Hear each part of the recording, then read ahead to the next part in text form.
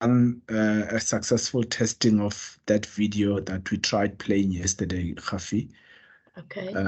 So I think we will probably then, as part of the recap, just start with it, if time would allow. I think it would be better if we start with it, John, and then we can go back to wrapping up our session of yesterday, and then I can proceed with SHI, the section on SHIs. Yeah. I just want to see if I can share, John, before you start. Sure. All right. Let me know if you can see. Yeah. Okay. Okay. So should I stop sharing for the video to play or not? Just test if you can. You are able to move your slides, because I remember that was a challenge yesterday.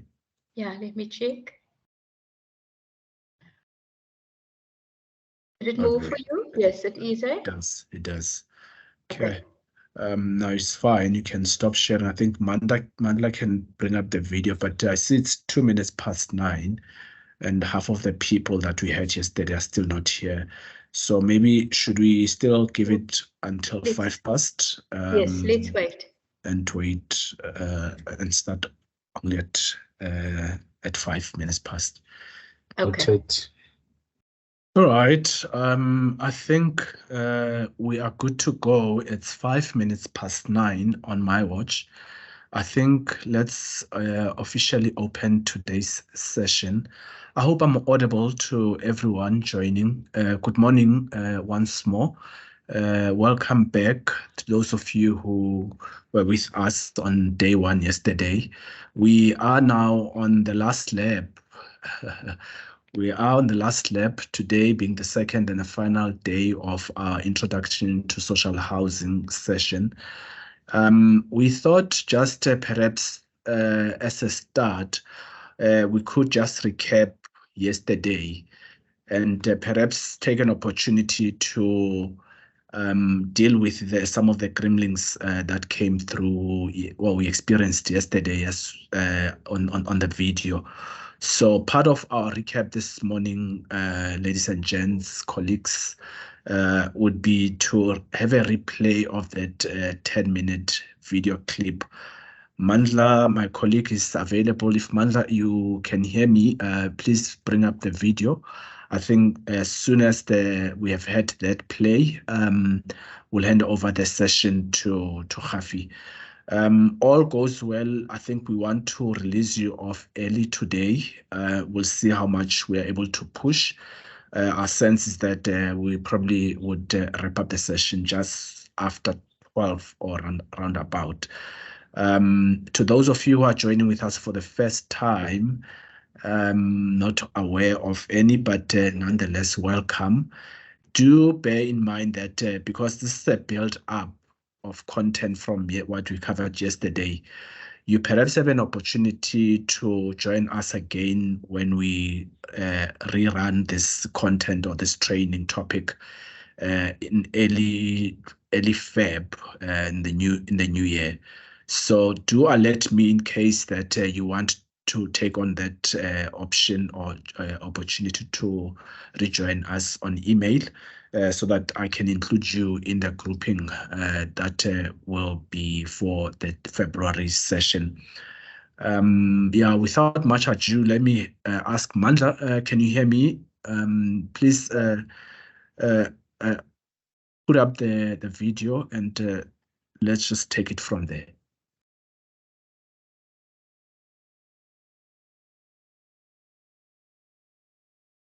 Ladies and gents, it's the summary video clip that we thought we'd share. In fact, it does summarize in a very beautiful way some of the stuff that we covered yesterday.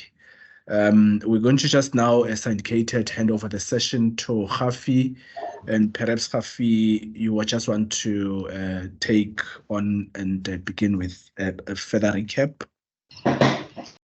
Thanks, John. Morning, everyone. I'd like to just recap on where we ended off yesterday. We had a number of questions primarily around where social housing can happen. We had discussed the restructuring zones and the fact that There is a schedule of many restructuring zones in most of the municipalities and in all of the provinces, and that you needed to find a piece of land within those restructuring zones. There was also many questions around accreditation and how to become accredited, as well as the decision that you need to make to decide whether you'd like to be an accredited SHI or an ODA. We said we would cover that today. However, John, we do have a manual that you guys have available in your repertoire of guidelines that you provide. I think we must send this group the accreditation manual in the interim whilst they wait for their training to happen. So people don't really have to wait. They can go through the manual. It's a very practical guide on how to become accredited. And then we had a question from a lady, and I'm not recalling the name. You will remind me who you were. That is running a shelter in Johannesburg. And I wanted to, because we shortened our session because it's online, I eliminated the section that I talk about the history of social housing. So I'd like to share with you guys, especially with the people from the shelter. Social housing began in Europe. Anyway, I think it was anyway. Anyway? Yes. Are you with us today? John, you can check and let me know if you see her in the room. Yeah, she's raised her hand, so I think she's here. Okay, have we got your name right?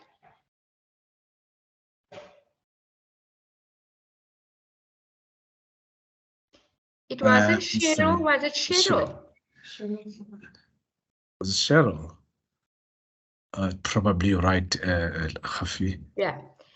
Anyway, let me, because the reason that she's not coming through is because I've muted everyone. Okay. Yeah. Okay, so Isaac, I will also get back to your question, and we will take a few more questions before we wrap up the session. Social housing began in Europe after First World War. Was it the Second World War? One of those major wars. And what had happened is the men had all gone out to war, and the women and the kids were left behind, and many of them never returned. And the mothers and the kids were left destitute. And it was then the responsibility of the churches and the pastors and the priests to take care of those families because there was no housing. The place most of the places were bombed out. And there was also no money, no jobs, no food, and all of those things. And it is the churches that came up with this concept of social housing to provide housing for these destitute families, mothers with kids in the main, and to provide job opportunities through the social housing for incomes to be earned, for food to be bought, So, and it's a very successful model. Till today, about 40% of the population in some of the European countries, such as the Dutch country, Holland, where we got most of our support back in the late 90s. 40% of the population still rents a unit from social housing. And social housing in Holland currently extends across the health sector. It extends across many sectors. So you'll have social housing for people living with HIV/AIDS. You'll have drug rehabilitation centers. You have psychiatric hospitals that are run on the basis of social housing. So social housing cuts across, first of all, the life cycle of a person. So they have student accommodation, they have accommodation for young families. Then it's more than nuclear families. And then they have accommodation for old people and so on. So very much the church was the driver and is the driver, and social, community-based organizations are the drivers of social housing in the European context. So it makes absolute sense when a shelter comes and says, I want to extend my mandate to actually provide the housing. So there's more permanency in whoever we're sheltering on a temporary basis. And if you also look at the most successful, and this is just my personal view, and the SHA always allows me the latitude to sometimes provide my view, but the top performing SHI in the country, called Madula Social Housing Association, has got that very same genetic makeup. So they have been incubated by a church body called Mes Aksi, who provides the social development and social welfare type of support to Madula Moore. And they run extensive community development programs, and they innovate. So for instance, they have their own TV channel within their projects where children can come home and they have these homework channels for the kids. They run creche, they run computer lab in some of their projects. Their community development, they run this, the accommodation with the bunk beds for the people on the street that can come in at 6 o'clock. The church provides the soup. They provide the warm shower and the bed for the evening. So they do extensive work from a community development. They're also the lowest cost SHI, both from a development point of view and a property management point of view. So Cheryl, absolutely, it makes absolute sense. And the Paka model for social housing is derived from the church-based organizations and the shelters and so on. So I'd be very interested to even support you offline in your efforts to delve into social housing, because I really think it's a noble cause, and it's what social housing is all about. We're a very altruistic type of sector. We support each other, we share ideas, we exchange, we help each other, because the need is so vast, and so there's no competition per se. John, I don't know if you want to add if I missed anything, because I think it's important that we do stress what this model is all about and how we help each other and how advanced the model is in some of the European countries, and how people still the demand for social housing in those European contexts where the economy is great. It's still there, and it performs so well. And I mean, they came in and they assist. So in the post 1994, much of our colonizers came back and said, look, we want to sign up bilateral agreements with the government because we want to support. And that is how social housing was born in South Africa, really from the Scandinavian countries, and Holland and those countries came in and supported us and gave us the technical support. We went for training there, and that is how we were able to contextualize their models to suit the South African situation and to implement. But that's just by way of some of the history. Isaac had a question, and the question was about the exit. We're going to talk about that shortly when I talk about the SHIs and ODA, so bank that question. Vanessa, I'm not missing any chat, sorry? No, I don't see anything. We've just had confirmation that it is Cheryl that runs the shelter in Johannesburg. There was one question around what is the ownership structure of the asset?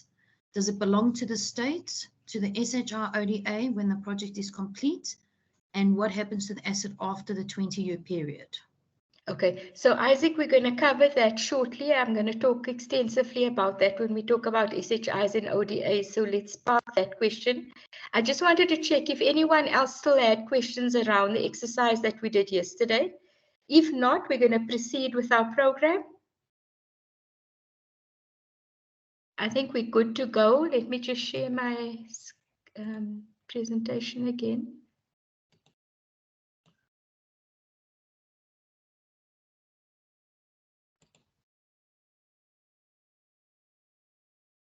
So where we ended off yesterday was with the institutional investment grants. We then moved on to institutional arrangements, and we spoke about the role of national, provincial, and local government. And I want to go back to the role of the provincial government, where they were meant to administer the capital grant, but that has now been taken over by the SHRA, that they are responsible for housing, consumer education, and dealing with any issues around disputes between SHIs or ODAs and tenants. And those rental tribunals are there and they are in place. And they are supposed to also develop the capacity of local municipalities to develop their social housing programs. But they have an important structure called a PSC, a Provincial Steering Committee. And this committee is where you would go to seek approval or to get your project onto a pipeline. You've got to get your project registered with the PSC, get the provincial and municipal support so that your project can go onto the SHRA pipeline and you can then further your project accreditation or project funding application. And so very important, they do sit generally once a month, or sometimes in the bigger provinces like the Western Cape and Gauteng. If the need arises and there are many new projects, they will sit more than once a month. You are also welcome to get the details or the contact details from the SHRA. It would be the project accreditation unit that would provide you with such details. Then I wanted to show you some pictures just to support the video that you've just seen. So this is a project in Pretoria, Thembelihle, quite a large project, also consisting of a mix of walk-ups and towers. As you can see, the towers in the corner. And it changes the face of the CBD in Pretoria if you look at it.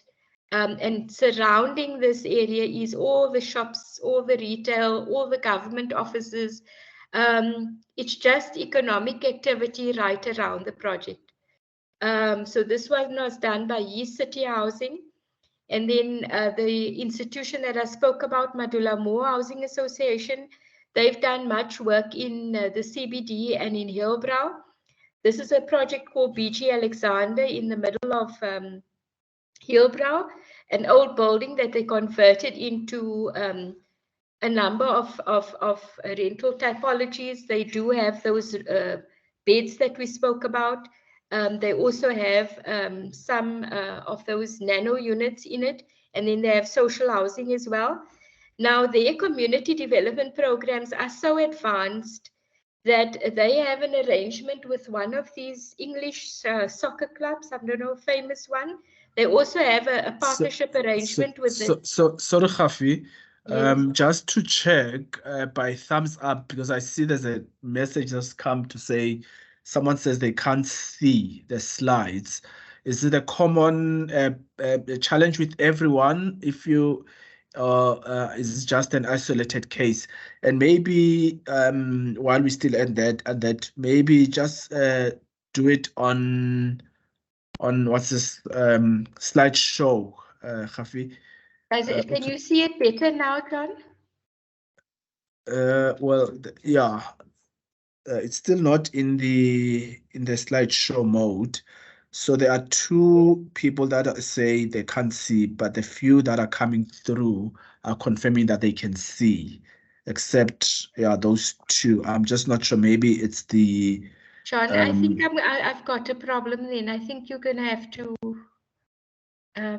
project for me. Stay on my side. Okay. Or Vanessa, one of you, if you could help me. Yeah, let me try and bring it up. Let me stop sharing. Okay. A lot says they can see, so I suspect it's just those two isolated ones. But yeah, just let me try and see if I can find one.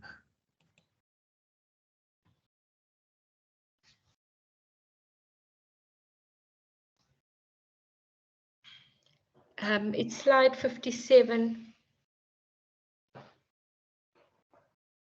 There in a sec.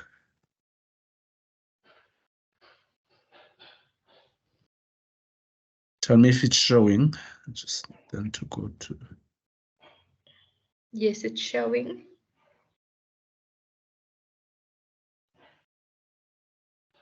7. That one, yes. Okay. I've just now put it up on presentation mode. Let me know. Can you guys see better now?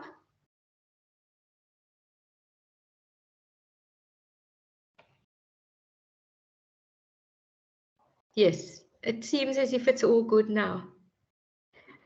So this was the first slide that I showed you. This is the project Thembelihle in John, it's gone. Okay, you've moved it.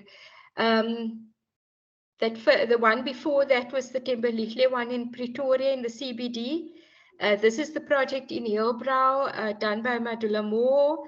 I was trying to explain to you about this synthetic soccer pitch that you see there. So Madula Moore has a relationship with the Dutch national team, soccer team, and also with one of these English soccer clubs, the professional, I can't remember what the name is, and they donated this playground and the soccer pitch to Madula Moore, and they come down once every 4 years or once every 2 years, and they have a big tournament, and they raise funds, and then they donate it to them. So they do community development on a big scale. It doesn't cost them much.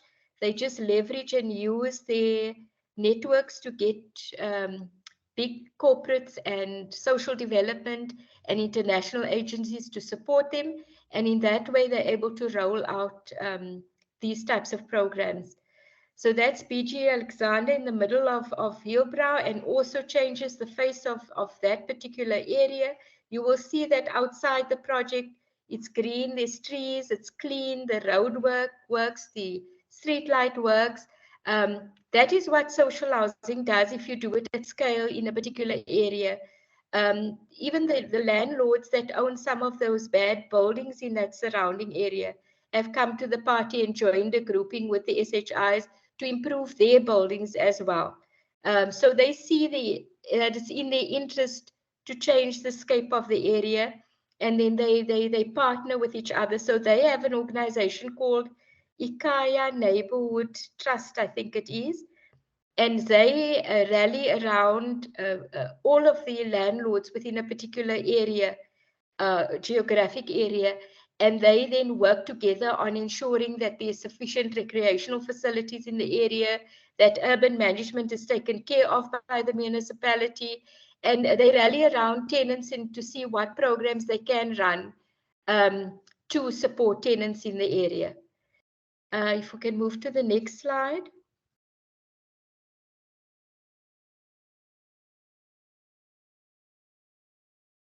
Here we have two projects in Buffalo City. The face brick one is it called, what is it called, John? Southernwood Park.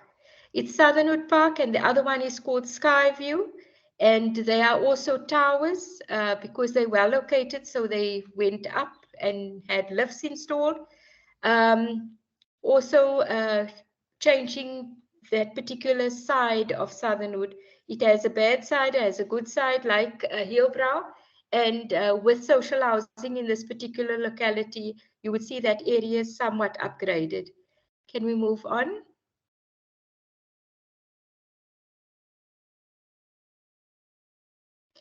Here we have a project in Cape Town in Steenberg, also quite a sizable project run by the SOCO, a company that is a national social housing institution. They have stock in Durban, in Cape Town, and in East London. A significant amount of stock on the Melinda Highway. I spoke to about the way in which those projects of SOCO changed the face of that particular area in East London. Again, Steenberg is an area that is drug infested, has lots of high poverty levels, lots of crime and grime. And you would see that this project has also transformed a section of Steenberg to be clean and safe and so on. Let's move on.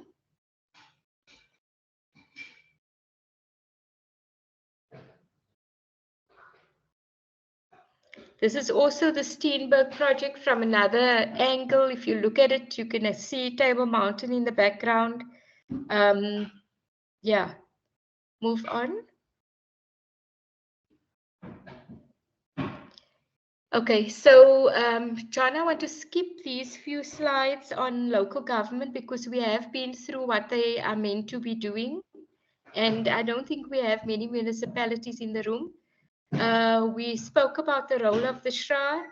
We've spoke about the NHFC that is required to provide debt funding, developmental debt funding to social housing institutions and ODAs for the development of social housing stock. And the HTA has a role to play. The HTA has got to try and bring land to us. And they've got to try and bring us buildings as well so that we can then have access and provide social housing institutions and ODAs access to land opportunities and opportunities for refurbishing buildings, existing buildings that could be converted to social housing. Can we move on? We are going to skip this SHRA because we've been through that.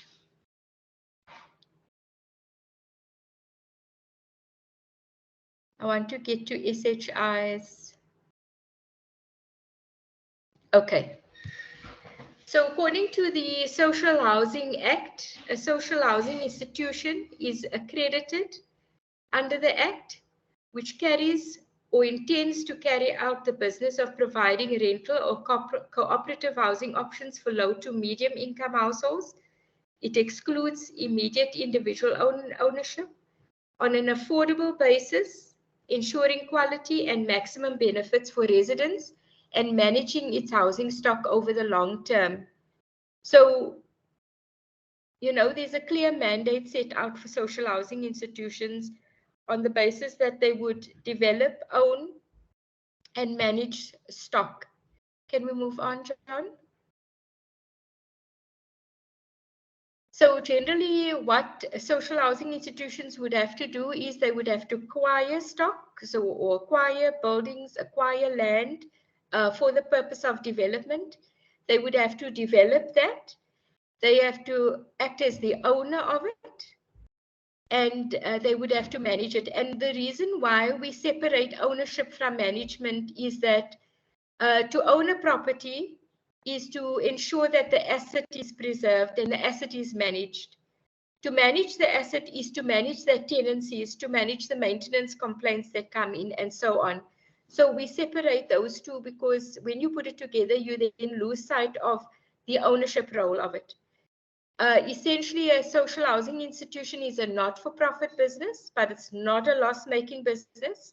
So it's still run on business principles, but on a social entrepreneurial basis. For me, it's a marginal business because you want to keep your rentals as low as possible so that you can house more people that are in need of housing. And because you receive the capital grant, your income is constrained in any event. And your expenses are basically using up your income that you generate. You also have to make long-term maintenance reservations because you're going to own that stock in perpetuity, and you also have to build up equity because this capital grant of social housing cannot remain forevermore. At some point in time, the model allows for SHIs to build up equity. And within that equity, they're going to have to provide that equity contribution into every next project that they do. So the subsidy is huge at the moment. It's not sustainable for government to keep on giving subsidies at this level.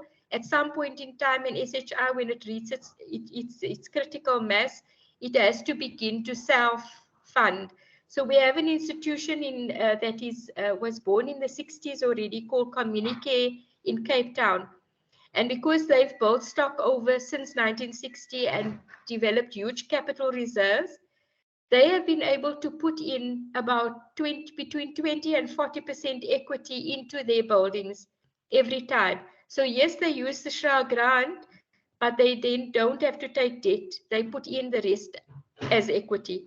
So at some point in time, SHI should get to that point. And then the last point is to say, you're a very altruistic type of business as an SHI. You're not for profit.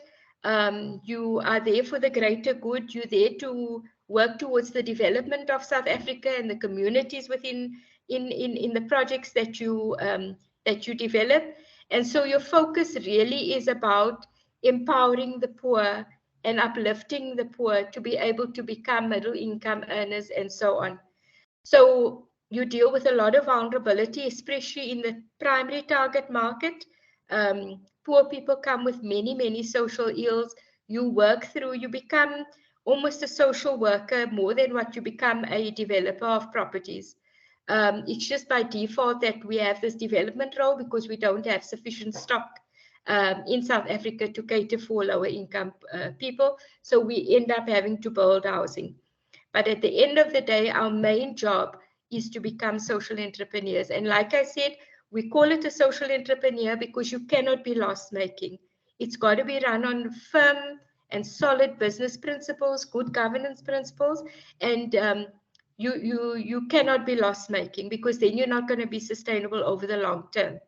Can we move on, John? I'm going to get to ODAs. Don't worry, we're still busy with SHIs. So generally, you will facilitate the development and undertake the management of social housing stock. And we always include and the linked tenancies for the sole reason that we're dealing with poor and vulnerable people. And so we have our tenant management focus, and then we have our stock management focus. In some instances, you can undertake the management of CRU projects, that is the community residential unit stock. That municipalities provide for people earning between, I think it's 600 Rand and 3,500. The rentals are low. Municipalities have not been good property managers, so they do seek partners to manage on their behalf. You can do that, but my word of advice is any new SHI, stick to your knitting. Get your social housing management in place, get it working well, and then start looking at diversifying into other housing products. So I think it's just get it right, be good at it, and then start to look at and to see how you can start doing some other things. Then also you've got to keep your residents informed on issues relating to housing consumer protection. Have you moved already, John? We are on the previous slide, I think.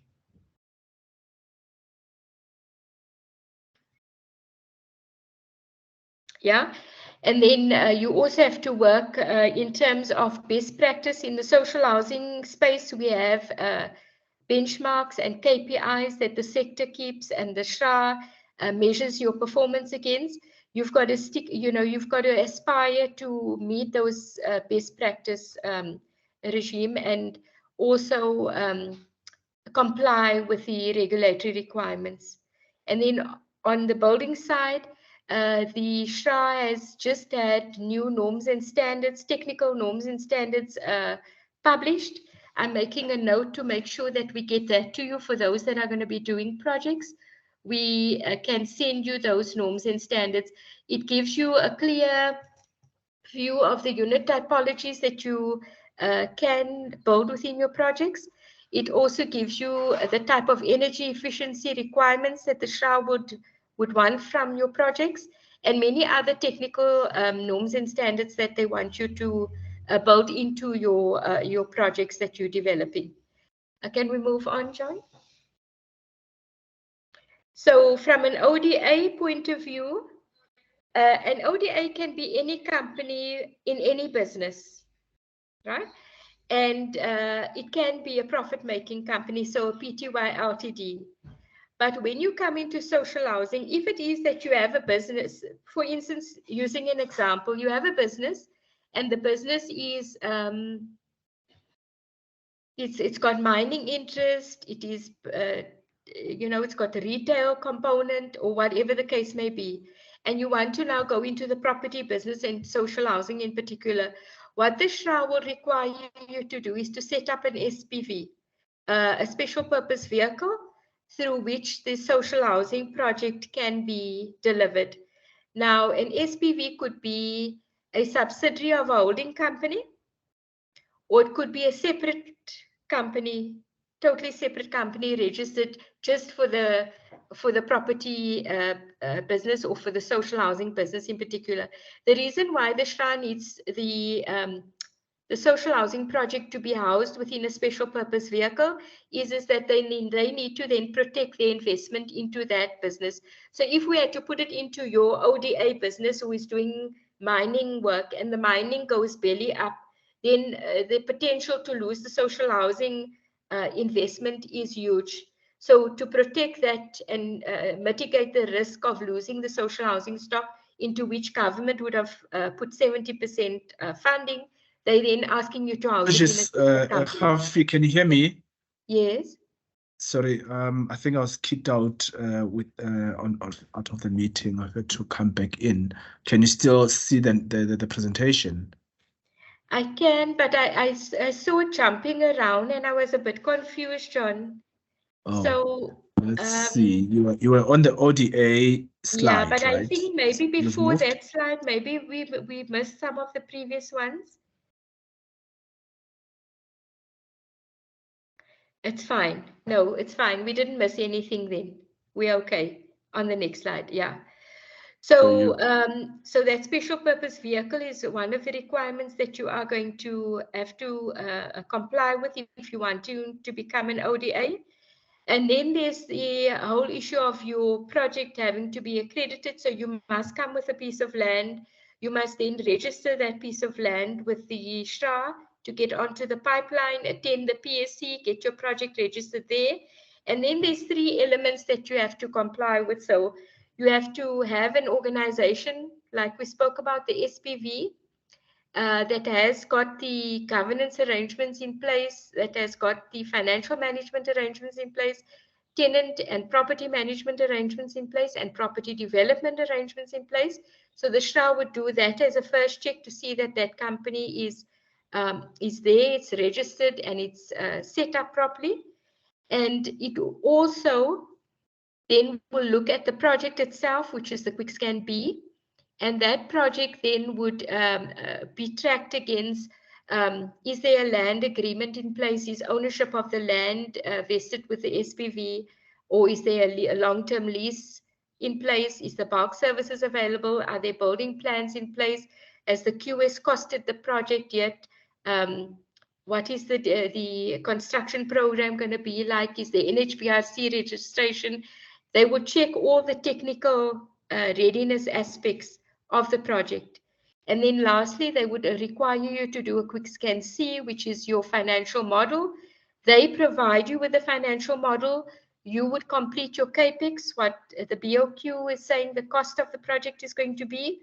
And you would have to put in your operating income and expenses and the debt funding that you may need. And in that way, Isaac, we're not moving any slides. We're on the same slide still. I'm talking to the same slide. And then on the basis of the organizational assessment, the project assessment, and the financial viability assessment, you would be accredited, your project would be accredited, and you would then be eligible to get the grant for the project. So that is what project accreditation means. It's just a one-liner on my slide, but it's a big thing in terms of the amount of documentation that you have to submit to be able to receive a project accreditation. And then with regards to roles and function of an ODA, you would be required to develop the stock, but you can outsource it. So you could outsource it to any other development company.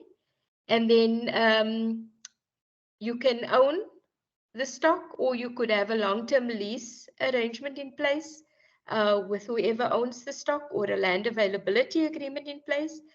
And then you must manage the stock and its tenancies, but you don't have to do it yourself. You can outsource it. So the difference with an SHI is a not-for-profit company, right? So even if you are registered PTY Ltd, you won't be able to take dividends. You won't be able to distribute profits. None of those things can happen. So it doesn't make sense to register as a PTY Ltd if you're an SHI, because in any case, you're working on not-for-profit principles, and the SHA require, or the social housing regulations require you to be having not-for-profit principles. Whereas an ODA can be a profit-making company, and it can take out profits, and it can distribute dividends and all of those things. The second big difference between an SHI and an ODA is that an SHI can outsource the development, but they must own the stock and they must manage the stock. It's not negotiable. They've got to build in management capacity for all that community development work and all the work we spoke about. They've got to do it internally and build in the internal capacity for it. Whereas with an ODA, they can actually outsource much of the work that they do. They don't have to develop themselves. They don't have to manage the stock themselves. They don't necessarily even have to own the stock. So that is the second big difference between an ODA and an SHI. The third big difference is that an SHI is in the business of social housing forever. If the directors decide one day that they don't want to be in the business anymore, they would then hand that business back to the SHRA and the stock. And the SHRA would then find another accredited SHI to take over the stock. So SHI, perpetuity, you're in it forever. The day you decide you don't want to be in it, you hand the stock back to the SHRA hands it over to a new SHI or another SHI that's accredited. With regards to an ODA, so this is a difficult one because it's, you know, the SHA isn't pronounced on it. But the plan in the initial stages when the policy was written, the social housing policy was written, was that the ODAs can have an exit strategy. After a number of years, they can exit. Now, that exit strategy, the SHRA has not finalized it and they've not pronounced on it. So we don't know what it's going to be. You know, whether you're going to have to give the stock back to the SHRA and they give it to someone else, or whether you can then exit with a certain payback of the grant or no payback of the grant. We don't know what the time period would be for the exit. And we also don't know what the conditions of that exit will be. You know, whether you'd have to pay back the grant or not pay back the grant or give the stock back. So those are two things that must still be sorted out by the SHRA. What the exit strategy is of an ODA, but we do know that the policy talks to an exit strategy for ODAs. And then the fourth difference is that an SHI is not required to put 20% equity into a project, whereas an ODA is required to put 20% equity into a project. So, Isaac, is your question answered where you wanted to understand who owns the asset? It's the entity that applies for the grant that owns the asset. Either they own it by way of outright ownership, or they own it by way of a land availability agreement between the person who owns the land and the entity that has applied for the grant, or there's a long-term lease in place. And when we talk about long-term lease, we're talking about 35 years and more lease in place where a notarial deed of lease is registered at the deeds office. And those are the three options under which the asset is owned. But the asset is never owned by the SHRA. It's never owned by any of the funders. Yes, they will have restrictive clauses registered over the deed of transfer, and they will have first right to that property if anything goes belly up. Isaac, I'd like you to engage me on this one so that I do know that you are understanding exactly what it is that the asset base or ownership is. Okay, Isaac says he's fine, he's answered. Do you perhaps want me to open up the mics and maybe use this now opportunity to take more questions, if any? I think it's an opportune time, John. All right, ladies and gents, let's see if you have any questions on this last 1 hour segment that we've thus far covered. by raising of hands. Let's take your questions and comments. Okay, so while the questions come in on the, I'm going to try and answer some of those in the chat. So Loyiso is asking, how do I pay back the 20% equity I contributed as an ODA? When we spoke about the financial modeling yesterday, we said that you can convert your 20% equity, much of it, into a shareholder loan. And so it means you would have got a return on your equity over time. The same as if you're paying your bond repayment, right? So on a monthly basis, there would be a return. Say, for instance, in the model, we say you want a 9% return on your equity contribution. So we convert 90% of your 20% equity into a shareholder loan. We say there's a return of 9% on that shareholder loan. And so every month as the rental comes in, you get your 9% return on your equity. So over the 20 years, you would have received your equity back. But there's no ways we're asking you to invest 20% equity into the building and you're not going to get a return on it. That's not what we're saying. Does that answer your question, Loyiso? Are you covered? Yes, I'm covered, Kavi. I'm covered. I was worried. Yeah, also, Loyiso, maybe it's a bit narrow that I'm saying to you, look, you're going to get a return because you converted to a shareholder loan. But also, if this exit strategy is written, right, I would imagine that the exit strategy is going to take into account the fact that you had put in a 20% equity contribution and that when you exit, you must get a return on that 20%, including the appreciation in the value of the property, right? So I would imagine that that exit strategy would also talk to some type of a return on your equity that you would have put in as an ODA. We have another question from Non-Plaza.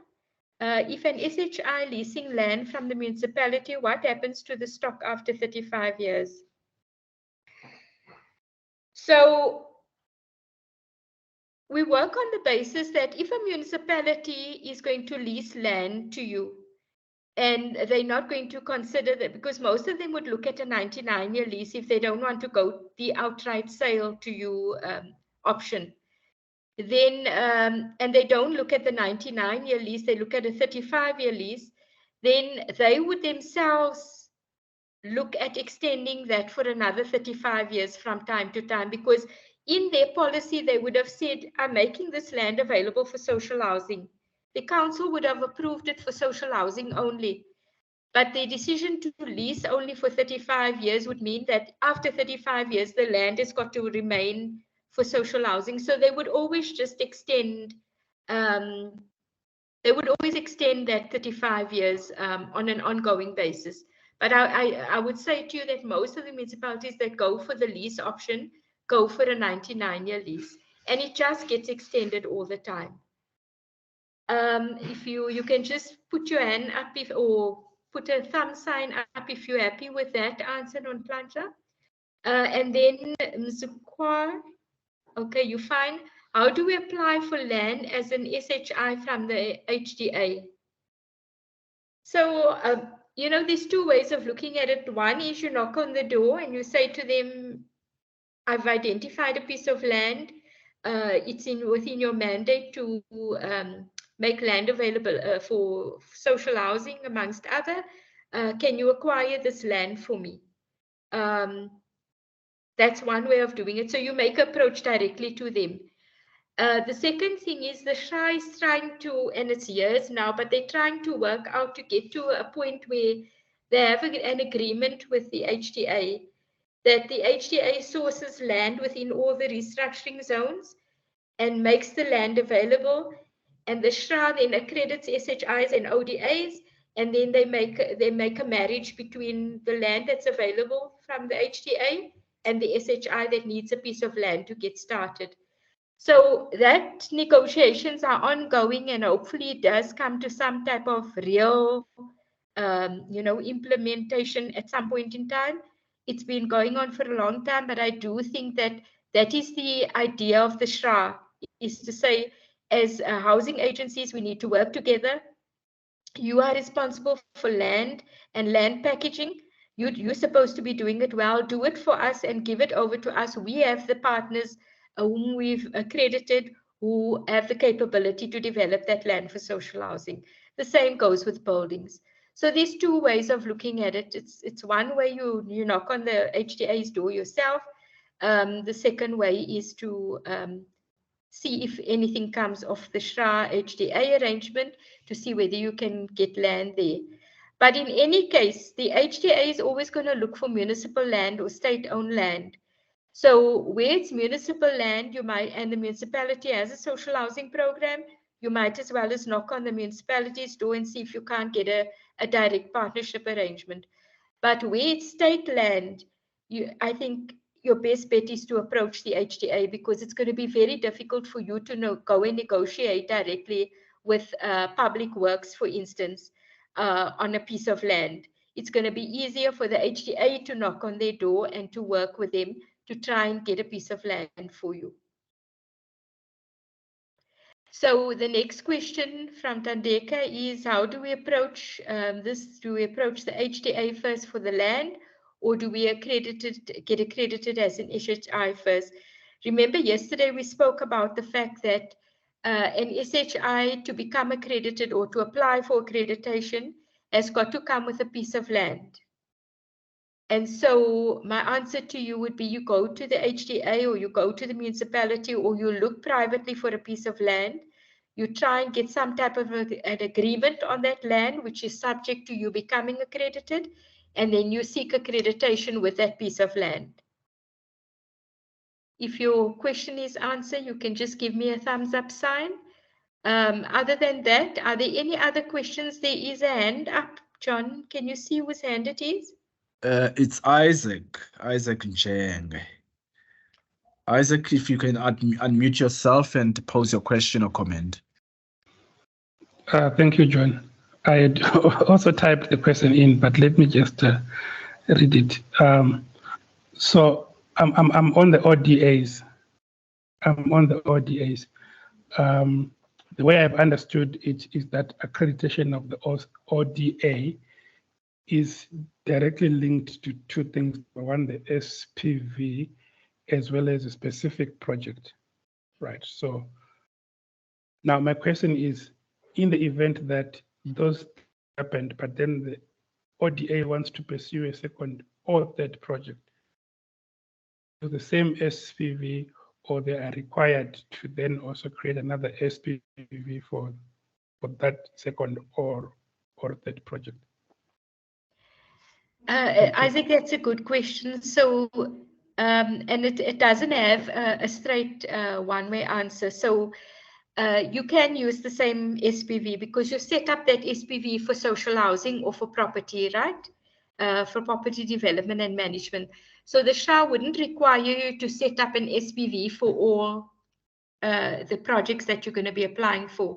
It will require you to apply for every project, and you would use the same QuickScan A information every time you apply. Your QuickScan B and your QuickScan C will change on a project by project basis. So you can use the same company. But I also want to say to you that I have seen entities that set up SPVs on a project by project basis. And I have tried to understand why they do that. And I have received this type of answer. So where ODAs are doing very big projects and for me, a very big project is 1,000 units, right? So when they go for the debt funding, or when they find the equity partner, or when they put in their own equity, they want to ring fence that project in a SPV so that they protect that project from any other project instead of putting all projects together. And then there's also the ceiling that the NHFC has, or some debt funders have, where they say, we're only willing to give a particular entity so much amount of debt. So what the ODAs then do is they have a separate SPV for each project so that each entity can take that maximum amount of debt from the NHFC. So that's the one reason. The other reason is they want to ring fence each project so that if one project goes belly up and it's all in one company, it doesn't affect all the stock. So you've got to do your risk analysis and you've got to decide what is better for you. Because I would imagine it's going to be more expensive to run separate SPVs with every project in it. It will be cheaper and easier from a regulatory point of view to do it in one. But then on the other hand, ODAs are saying, if I'm doing big projects, I want to rather ring fence each one on its own so that if one goes belly up, it doesn't affect the other one. Isaac, I hope that answers your question. You good? It says yes. Okay, Firoza. Thanks. Firoza as well. Sorry? Oh, sorry, I don't see Firoza. I see Tumelo or Firoza what on chat. Yeah, Firoza's on the chat. Can I just do Firoza quickly and then we go to Tumelo?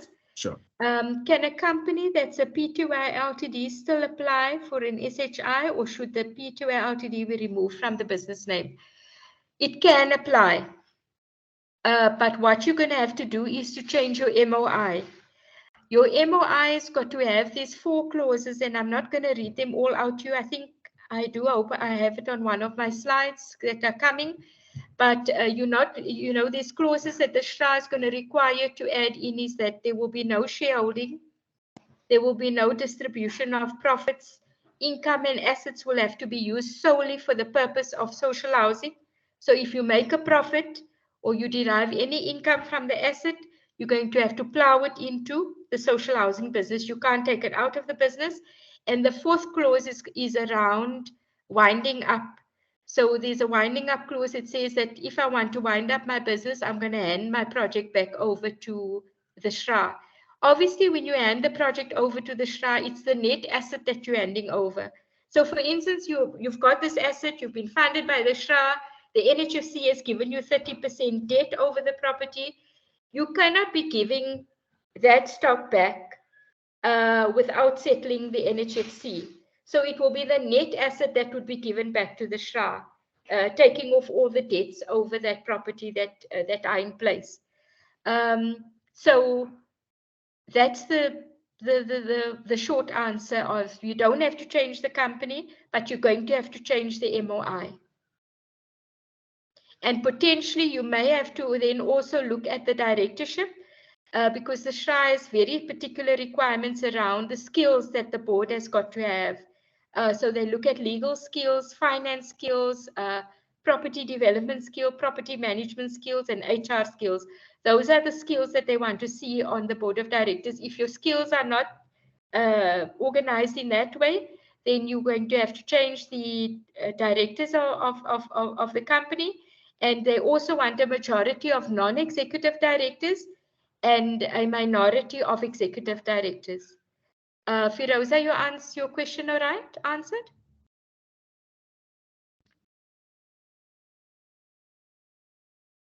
John, can we take the other hand? Firoza can just give us a thumbs up if she's comfortable with the answer. Sure. There is Tumelo. Tumelo, if you can just unmute yourself. Thanks, John. Duffy, I just want to find out with reference to your answer to Isaac. I take it that there's no limit to the number of projects that can be housed under an SHI.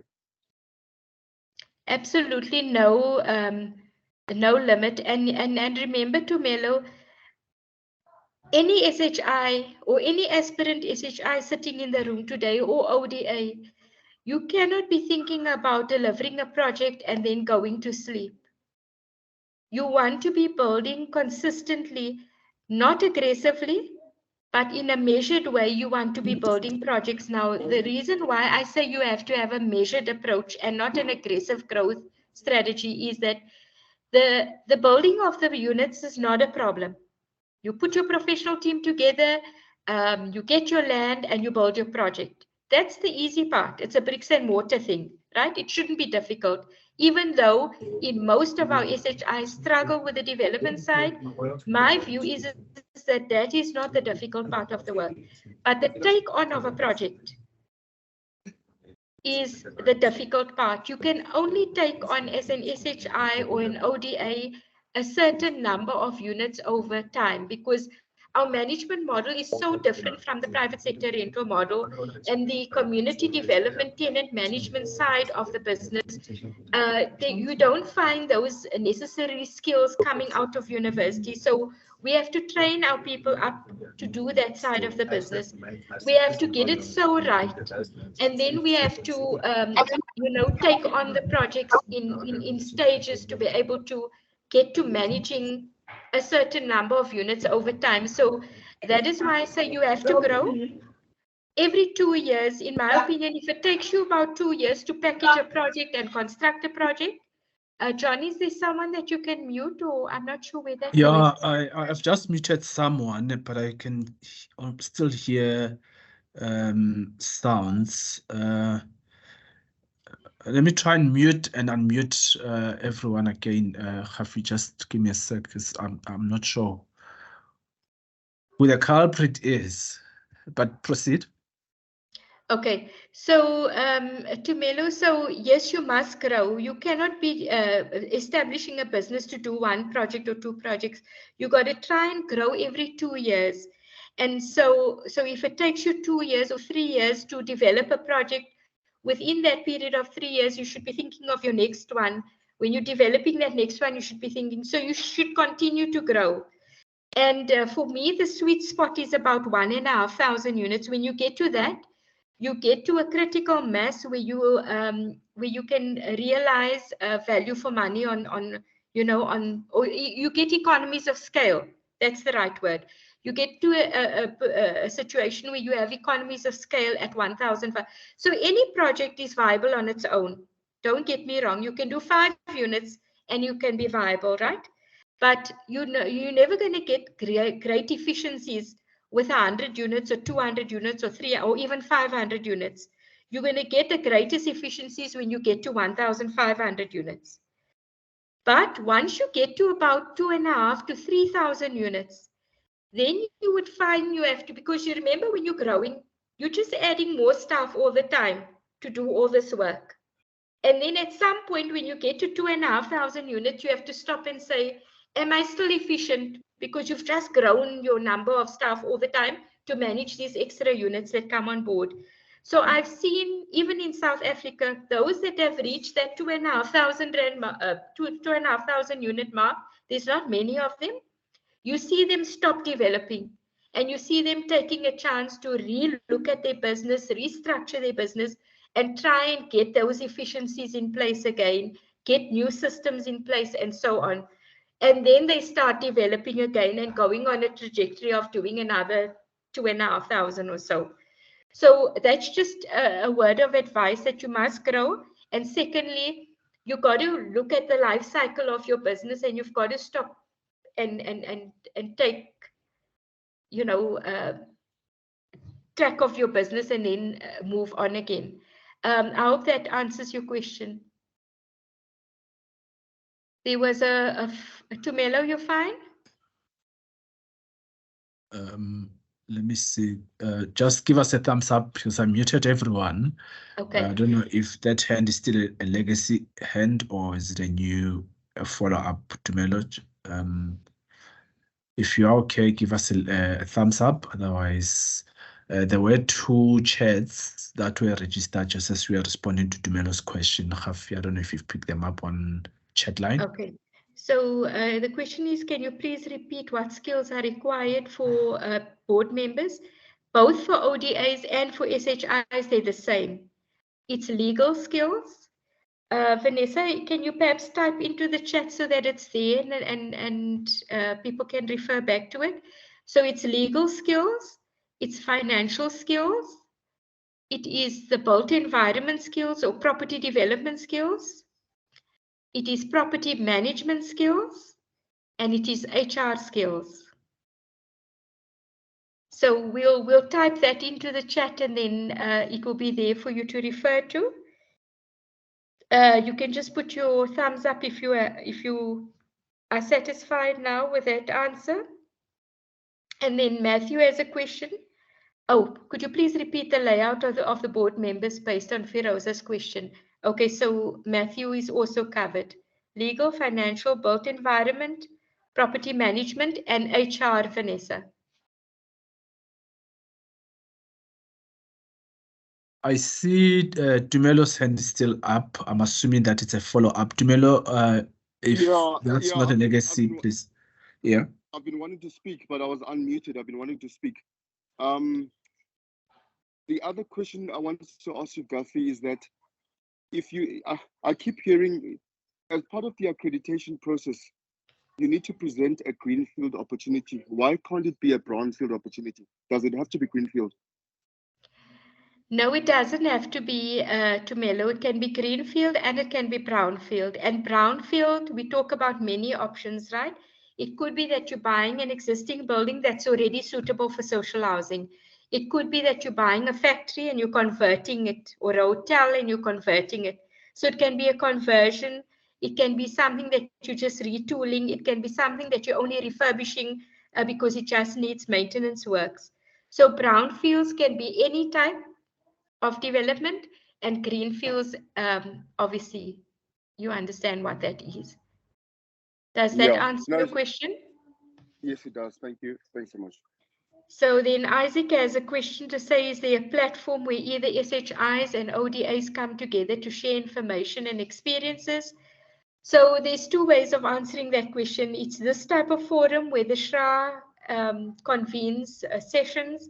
They're not necessarily only training sessions. There's times when the SHRA, under the general capacitation grant, would say, we want to talk, we want the sector to talk and share ideas about risk management or good governance or one of those key areas, or we want the sector to talk about community development, for instance. They will facilitate such fora, right? And it's either through training or it's either through just a session where they get the top SHIs to talk to the rest of the SHIs or ODAs. That's the one way where a conversation happens. Then the second way a conversation happens is there's an organization called NASHO, the National Association of Social Housing Organizations. Vanessa, perhaps you can type that in as well. And so they are a membership-based organization that represent much of the accredited SHIs. There are ODAs who have also registered with them, and they do a lot of research work. They do a lot of training. They do a lot of the sharing and networking and so on between the SHIs, because the SHI membership is so vast and broad and experience. They then rally around their membership to share with new guys. And you can even go through them to get experiential training, or you can go directly to an SHI. So for instance, today I mentioned Madula Moore. There's nothing that stops you from phoning them and saying, I want to send my tenant liaison officers for a 2 or a 1 month training program with you. Can we do that? Like I said to you, SHIs are not for profit based. They like to share, and they do offer experiential training. Johannesburg Housing Company, who then owns that project in Newtown that I spoke about yesterday, they also do a lot of experiential training with other new SHIs. You even have the existing performing SHIs coming in and saying to a new SHI, we'll sign a 3-year contract with you when you start off your new project. We will work with you. You pay us a fee, a monthly fee. We'll teach you how to do the tenanting, how to do the tenant management, how to organize your maintenance management, and all of that. And we will train your staff in that 3 years at this fee per month. And then after 3 years, they move out, and your staff are then well equipped to start running the business on their own. So those are the types of initiatives going around within the sector where you can tap into to get more experience and more understanding. Buffy, It's 20 minutes past 10. We've been going on for an hour, 20 minutes. Okay. I'm wanting to propose that we perhaps take a 10 minutes recess and pick up at 10:30, if it is okay with you. Okay, so John, two things. I just want to take Isaac's last question, and then I want to close off the interactive session and move on with the presentation, and then open it up immediately after I finish the next few slides. Sure. So Isaac's follow-up question was, are there opportunities within SHA to develop service providers that work with ODAs in terms of compliance-related requirements? John, do you want to answer that question? Would you mind just repeating the question? Okay, I'll read it to you. So Isaac is asking, are there opportunities within the SHRA to develop service providers that work with ODAs and SHIs in terms of compliance-related requirements? Yeah, the direct answer is yes. So outside the core business of the SHRA, we also have the, call it business support function in the SHRA, which is the supply chain management. And through that division, SHRA procures services and goods. Some of the services are professional services. So part of what yesterday, if you were here, Isaac, we presented, for example, a basket of support grants called IIG grants. So some of those grants, when we go out and support, let's say, an SHI or ODA, it may be around the compliance gaps that an SHI or ODA is experiencing. So in that regard, we then, go and look out in the market for a consultant firm that can come in and assist. So we always try and expand on the pool of available service providers that we use, or consulting firms that we use, be it governance specialists, be it management services consultants that can help an institution that is struggling to refine some of its policies and procedures and so forth. So if that is an area of interest to you, I think you can drop us an email. I can link you up with our supply chain division. I would imagine that one of the things that they would want is to submit the profile of your company and your services, and to meet certain, let's call it basic registration requirements, such as your tax clearance, be registered with a central supplier database, CSD of the National Treasury. But yeah, there is always room for one to be included in the pool of consultants or service providers that we procure. I hope that was what the question was about. Isaac, give us a thumbs up if you find? John, are you proposing that we come back at 25 to 11? Yes, so if you can just take a 10-minute and then we resume at 25 to 11. Okay, don't log off. Leg stretch, get a refresh of that tea, coffee, and let's take it up at 25 to. Thank you.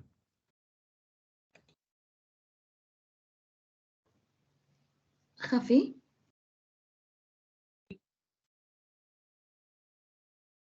Vanessa?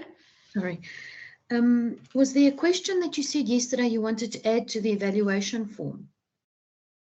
Okay, don't worry, Vanessa. What I'm going to do is I'll ask the question, and then I'm going to solicit an answer from everyone then. Okay. I'm going to ask them to respond in the chat so that we don't lose time. Okay. The Mentimeter thing. Vanessa, is it going to be by a show of thumbs up? Okay, that you are back. It is 25 to. I think we should proceed and take up from where we left off. Jafi, are you still here? Hi, John. Oh, sorry, what am I doing? I think I muted you. Just unmute. Oh, Hi, I'm back, John. Okay, I think, yeah, participants are also back, so I think we can proceed. Okay, so we want to proceed with the presentation now. John, there's a hand up. Is that an old hand? I can't see whose hand it is. Cheryl. Cheryl, do you have a question?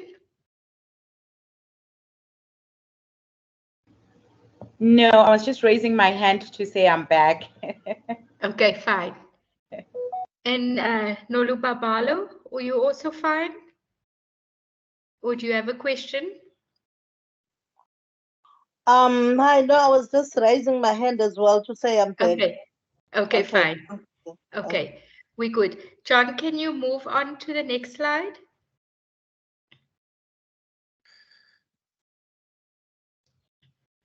So yeah, thanks. So at a very practical level, how would you get started? So for instance, there's a few people got together, 4 or 5, and you've decided as a group you'd like to form a company. You want to get into the business of social housing. You've decided either you want to set up an SHI or you want to set up an ODA. And you have seen a piece of land and you are negotiating an offer to purchase with the seller. Something to that effect. So there's an idea that you like the program. It's something that you'd like to make a contribution towards, housing delivery for lower income communities. And there's a project opportunity. There's a piece of land you've identified and you're busy negotiating access to that land. The next important question is, as a group, you need to decide what is your motivation. Is your motivation that you want to be not-for-profit, or is it a ODA, a profit-making company, and so on? Your interest or your qualifications or your experience is in the built environment or in the property management space. It's important that you understand what your motivation is for getting into this business, because that determines whether you're in it for the long haul or you just want to speculate and leave after some point in time, which means you're more predisposed to become an ODA rather than an SHI. So it's important to have that conversation as founding members. Now, I'm also making an assumption that you 4 or 5 people that get together and you form a group and you say we want to set up a company, and already you have a group. But there could be an individual sitting in the room today that may say, I want to do this. But as Hafi said, you need to have these 5 skills on the board. How do I begin to engage others to form the founding members of this company so that we do have the right skills, we do get together and we do form this company? The other important thing is to understand what role you would like to play. So there has got to be a separation between the governance structure and the management structure. And so if it is that you're looking for a job within an SHI, you want to be the CEO, or you're a built environment specialist, so you would like to be the property development manager, you need to, ask yourself that question, or ask the founding group that question. What role would you like to play? Would we like to be the governance structure of this organization? Would we like to play a management role in this arrangement, where we actually take on a management job within the company? And then from there, you would also pursue that first project. So you would get to a point where you have a land availability agreement, or an offer to purchase, or a deed of sale, or a long-term lease. You need to get to that point as well. Can you move on, John?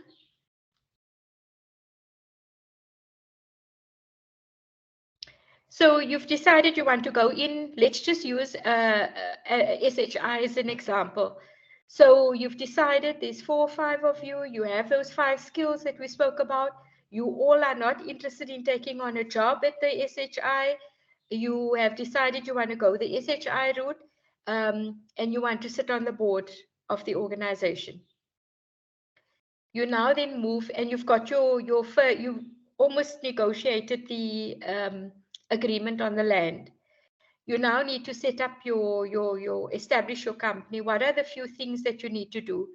You need to register with the CIPC. You would register an NPC. You would register the 5 directors on with the CIPC. You would make sure that you use the correct clauses in the MOI.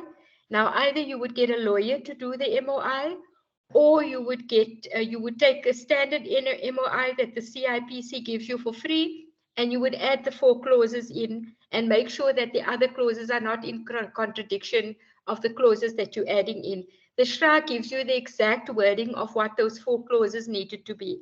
Remember, it was about income, assets, not distribution, and winding up clause. Those are the 4. You get the exact wording for that. So your MOI then also gets registered with the CIPC. So your legal entity is then taken care of. Now, when you decide on the legal entity, there's a few things that you need to consider.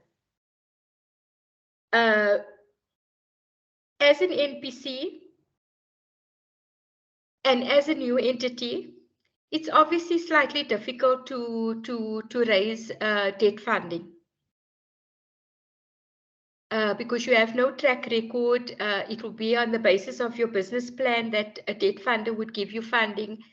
And so you would have to decide, is it going to be easier because your balance sheet would potentially be stronger as a PTY Ltd than what it would be as an NPC.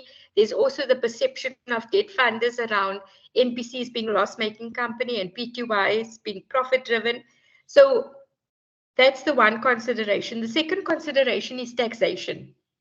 So we said it's a marginal business, this business, on the first 20 years because you're servicing debt and your income is constrained because the rentals are preset by the SHRA. So as an NPC, you qualify for tax exemption. So there's no company tax to be paid, right? So you make that savings. As a PTY Ltd, even if you have those clauses of not distribution and non-dividends and all of those things, you are still going to have to be registered for company tax, meaning that you're on already constrained income, you're going to have to be paying tax on it. So those are the 2 key things that you have to consider when setting up your legal entity and deciding on whether you want to be an NPC or whether you want to be a PTY Ltd. The second thing that you would do under establishment is to set up your governance structure and your systems. 2 things is the board of directors with those skills, having a majority of non-executive directors, making sure that there's a chairperson of the board and that chairperson is an independent non-executive director of the board, and deciding on whether you're going to need any committees. Now, in the SHRA accreditation criteria, they will also ask you, are you delegating authority to any committees and who are those committees? And we all think as new entities that we must max out the number of committees we have. I'm of a different view. I think it's important to have an audit and risk committee. And so, because those functions need a bit more time than all the board members would give, and it does need a very specific skill set to be able to review financial audits or internal audits and to do your risk analysis and so on. So I would say as a new SHI, because the board members would be all new to the sector in the main, they would have very little experience in the sector. It's better that the board takes all the decision, considers all the matters that needs to come before the board, get the experience before they set up a whole lot of committees, who are also going to be inexperienced. And in any case, if you are only 5 to 7 directors, because we don't suggest that your board should be bigger than that, then how are you going to split those 5 or 7 members into 4 or 5 committees? It doesn't make sense. Having an HR committee or a REMCO and a nominations committee and all those committees, when it's, when the board can consider those things upfront in the first 3 to 5 years until you get to 1,000 units, and you can maybe have you have a big organization that has to consider much more, and then you set up very specific committees at that point in time because you're a bigger business, your board may be bigger, and so on. So the governance structure is important that you understand, and you need to also understand whether you're going to have a CEO or whether you're going to have an executive director. So the CEO may be an ex officio member of the board or may not be. Those are decisions that you would have to decide on based on what you're going to delegate to that CEO. That's from a structure point of view. From a systems point of view, there are a number of governance policies that you must have in place. So yes, you've got your MOI in place, right? And that is, it does give a sense of how your organization is going to be governed, but it needs to be supported by a board charter. So it's good practice to have a board charter, and in any case, it's a requirement of the accreditation. So your board charter should talk about the roles and responsibilities. How are you going to conduct meetings? How are you going to conduct oversight over the management of the organization and all those good things? It should also be aligned to what your MOI is saying. So you can't say in your MOI, we'll constitute a board with these experience, and it would be between 5 and 7 members that we have. And then you have a board charter that says, no, we'll have a board of 15 members. So they must be aligned, the two. Sorry. You need a code of ethics or a code of conduct, which talks to conflict of interest, protection of assets, all those important aspects of managing ethics. You need a risk management policy. You need a legal compliance policy. You need a fraud and corruption policy. Sorry. Those are the types of governance policies that you would have to have in place, and that would form your governance system. That needs to be set up during the establishment phase. You have to undertake strategic planning. So, many roads can lead you to nowhere, but one road can lead you to everything. And so you have to have a strategic business plan that has at least a 5-year horizon, that begins to say, this is my growth strategy. I'm going to grow at 100 units per every 2-year cycle. I'm going to set up my business and make sure that it has the capacity in terms of staffing and systems that I need to run a business of social housing. It needs to have a strategy around the services that you're going to offer, particularly around tenant management and property management services. You need to have a strategy that talks to how are you going to leverage off stakeholders. So you need the SHRA. Without the grant funding, you're not going to be able to run the business. Without the support of the province, you're not going to get a project off the ground. Without the municipality supporting your project, you're not going to have a project off the ground. So these critical stakeholders that you're going to have a relationship with, you're going to have to attend PSC meetings, you're going to have to attend all the SHRA fora. Those types of things should be embedded in a strategy. Those are critically the key things that you would have to have in place in your business plan. The SHRA prescribes the format of your business plan to become accredited. It's better if you write your business plan using that SHRA framework. And it's good practice in any case to have it in that format, because it talks to your organization, your capacitation plan, your internal management plan, your property development plan, your property management plan, your tenant management plan, your risk management plan. All your plans that you need to run the business over the next 5 years should be contained in your strategic business plan. And that has got to be then also translated into an annual business plan for the first year of your operations. What are the key things that you need to do is around those 5 or 4 strategic goals that you would have set, and what is the budgetary requirements. The strategic business plan, the 5-year plan, will also have a 5-year financial model that projects how many units are you going to build, what is the revenue you're going to get in, what is the debt you're going to service, and all of that. So that's the next thing that the board needs to do. So the minute they are appointed, the first thing they need to do is to develop that strategic plan. They also have to develop the operating system. So what happens in the early stages of an SHI, look, at this point, you've got no revenue, right? And you're trying to save, as founding directors, you're trying to save as much money as you can, or to try and do much of the work yourself. So you become quite an operational board at the beginning stage until your rental revenue comes in and you can put a management team in place, or until you get that staff gear up grant that John's unit would give you to enable you to bring staff in to do the work. But during the early stages, while you're packaging that first project, seeking accreditation, that board becomes quite operational because you won't pay yourself a salary, you'll volunteer your time, and you'll try and keep your costs down. So you would develop the operating systems for tenant management, property development, and finance management. Then you'll have to develop the organization. So at what point in time will you bring in a CEO? At what point in time will you bring in a property development manager if you're going to be doing the property development yourself, if you're not going to be outsourcing it? Or will the CEO have the skill to be able to undertake that function as well? Is it a person with a technical skill?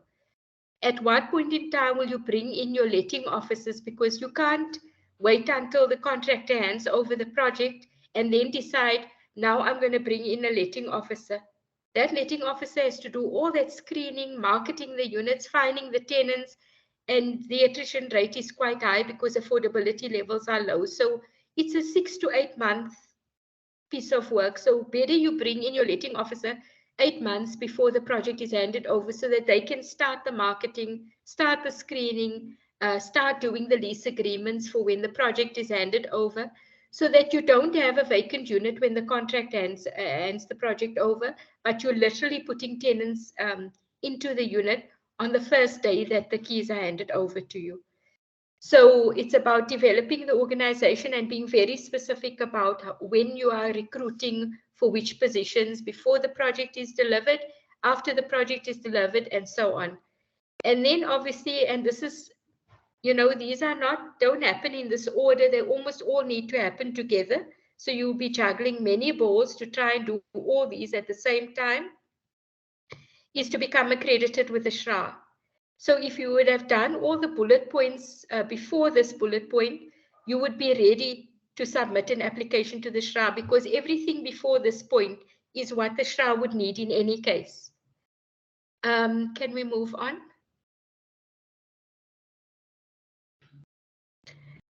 So the important thing is that you must have a project, right? You're setting up an entity, but this entity is there to deliver social housing, and so there must be a project. You must be able, because the only way the entity is going to get off the ground is to start generating revenue from a project. And so these are the critical steps in developing a project. You go through a project validation stage, which is your pre-feasibility. So you are based in Buffalo City. We use Amalinda Highway as the example. We see there's a whole lot of economic activity there. We see it's within an RZ. We find a piece of land. We then do a demand study to see what the market is charging for purchasing a property or renting a property. We see that lower income groups are excluded. We establish that there is a need for this project in this area. We then begin to match that need against what a project would look like. So we find that the average household size is 3 people per unit. We see that, it's mostly single female-headed households in the area and all of those good things. And we begin to conceptualize this piece of land. So we find 1 hectare of land. Generally, if we're doing a greenfield development and we're not doing a high-rise building, we're doing a 3-4 story walk-up. We would then realize about 110 units on that hectare, right? That is the type of densities we're looking at when we look at a 3-4 story walk-up. I mean, if we're looking at high rise, we're looking at could go up to 500 units per hectare, or if not more, depending on how high we're allowed to go in terms of the township rules, establishment rules, and so on. So we would then match that land to a project concept, and then we'll start doing some early designs to see how feasible the project will be from a feasibility point of view. So are there sufficient bulk services to take up a unit of a project of 110 units? Is there sufficient electricity, water, sewer, road infrastructure, stormwater infrastructure? If we find yes, there is sufficient, we've done that initial exercise. We also understand that this land is now zoned agriculture. It's going to take 3 to 4 to 5 years to rezone it to residential 2B, for instance, which is what we would need for a 3-4 story walk-up. Do we need an EIA? We start doing that early feasibility assessments to see how soon can this land be converted and made suitable for the development that we're envisaging on it. And if that is all passed, then we can now proceed to formally appoint a professional team. We can start applying to the SHRA for the CCG grant, doing the quick scan B, doing the quick scan C, having the plans more finalized. Then once the funding is approved, procurement of the contractor, and then construction of the project and the whole handover thing, which is a big thing to get all those completion certificates and occupation certificates and all of those. So essentially, this is the training you would receive in the project packaging. I'm not going to dwell too much on it, but it's better that you understand at a high level as a board of directors without potentially a property development manager in place, using the built environment board member as the driver of getting project off the ground in the early stage. These are the things you would have to look at.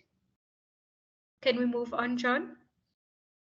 I also want to talk very briefly about the SHRA application process, because I know it's going to be covered in project development, but it is at a high level something, questions that you guys have had in your mind already. So John, slide 87.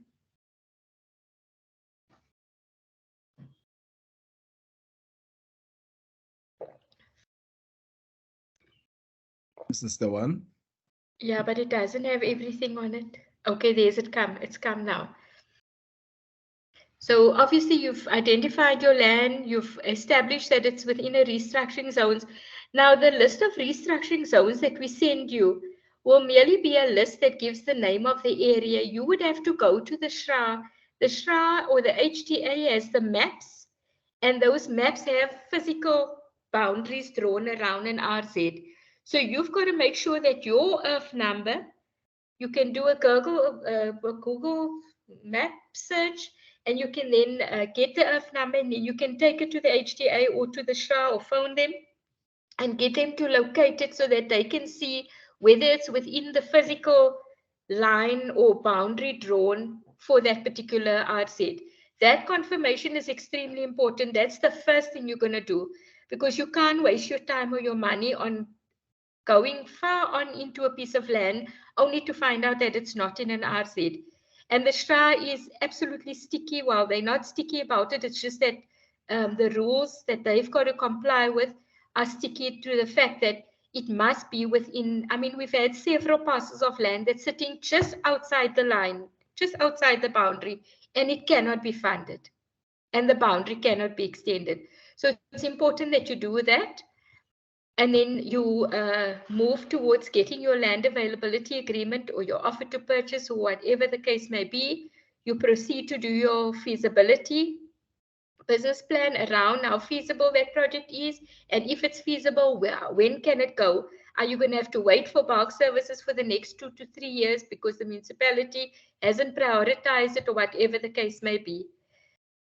The minute you have the feasibility done and initial concept design, you can go to the PSC. You can already approach the PSC and say, yeah, I'd like to register this piece of land on your pipeline of projects. These are the next steps that I'm going to be taking. I'm going to be rezoning, or I'm going to be subdividing or consolidating, or whatever the case may be. And the PSC would then review what you're presenting to them. They will decide whether it's going to be a viable project or not, and they will endorse that project. That gives you the right to start spending time, effort, and maybe even money, if you have the money, on progressing the readiness or the state of readiness of that project. Can we move on, John? Now, you would have registered the project at the SHRA, and they will give you what they call a project fact sheet. You would complete the fact sheet, and the fact sheet is really asking you for the location and a map of the area and how many units you'd be able to get and a description of the earth and whether you've gone to the PSC or not yet, you know, and whether you've registered your project on the pipeline. You will then submit that fact sheet, and within a matter of 2 to 3 days, if not 5 days maximum, they would come back to you. They would say, look, we're endorsing this project. Here is the application form for the project. Now, if you're an SHI, you would have had your accreditation certificate, and you would submit the accreditation certificate as part of the fact sheet, and you'll be applying for the grant money. If you are an ODA, you would be then submitting your organization for accreditation and your project for accreditation at the same time. So you still get the fact sheet. They will send you quick scan A, B, and C. If you are an ODA, if you are an SHI, they'll only send you quick scan B and C. And you would then proceed to populate the quick scan B. So you'll put the land availability agreement, you'll put the gazette in, you'll say what the town planner's report is saying and what the municipal township establishment rules are. You would have confirmation from the municipality whether bulk services are available, if development contributions are payable, and all of those things. Your building plans, maybe they're just concept design concepts at that stage. You may have elemental costings or not. As you proceed through the requirements for the quick scan B, for the funding application, you will put those supporting documents into a folder system that the SHRA provides you. And if you are at a point where you have elemental costings or BOQ in place, you then would even be ready to do the quick scan C, which is the financial model, and you would submit that. Now, the NHFC requirements are very similar to the SHRA requirements. They have their own checklist and their own documents, but you would have had most of those documents, if not all of the documents already, which you would have submitted to the SHRA. So you would submit that to the NHFC or any other debt funder that you may have approached. Look, we heard from Ntru yesterday. He said he's approached the DBSA. Others have approached NEF. Others have approached the IDC. So there are other developmental funders who are willing to come to the parties, not necessarily only the NHFC.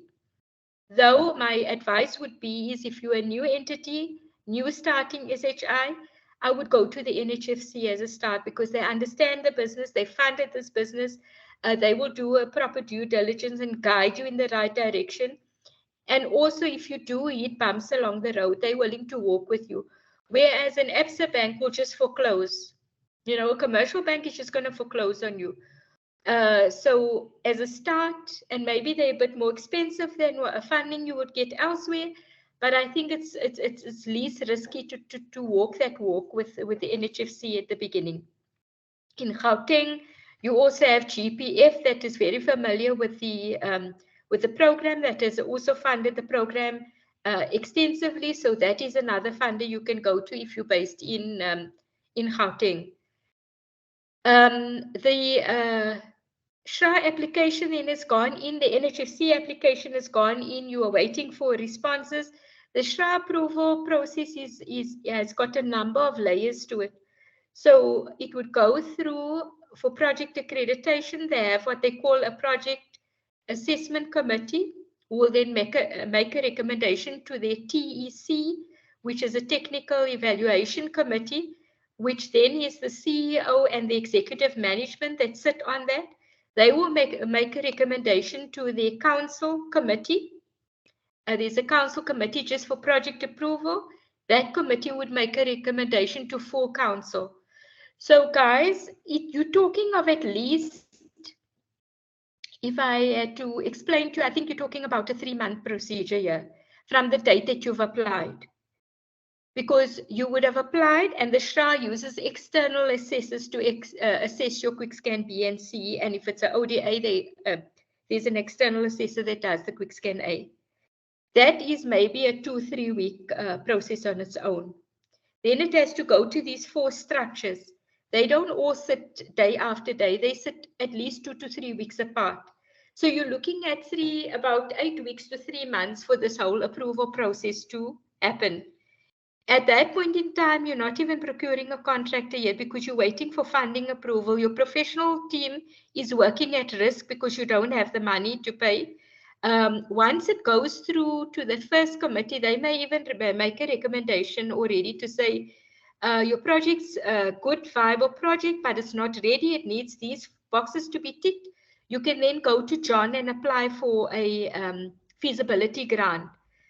Which is up to 750,000, which you can use to pay the professional team who has worked at risk so that they can do more work to take the project to finality.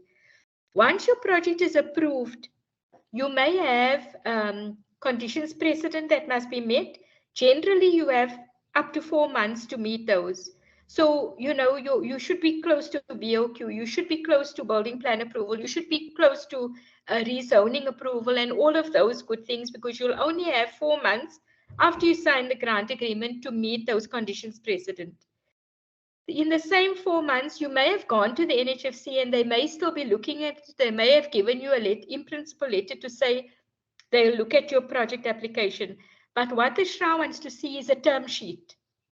They want to see that the loan is approved, that it's going through for bond registration. And so they'll give you 4 months after the grant agreement is signed for you to go and get that term sheet from the NHFC or wherever the debt funder is going to be. So that is what happens. And then I haven't quite unpacked what happens after the project is approved or the grant funding is approved, but the expectation is that there's a very specific system in the grant agreement that will guide you as to how you can apply for drawdowns. Your quick scan C, your financial model becomes important, because whatever your QS has cash flow in the quick scan C is the way in which the SHRA will pay out drawdowns. If you said I'm going to spend 20 million each month for 24 months, they will come and establish, if they come to all your, what do you call those meetings? Are they site meetings? They're the monthly meetings. They will attend those meetings. They will measure, when your QS measures the work done, they will come and send their independent review consultant to do that measuring, so that when you submit a drawdown for payment, that work is done. The QS can, or the independent review consultant can confirm that that work has been done and this payment is due to you. They're quite good at making those payments. You don't have to wait a long time.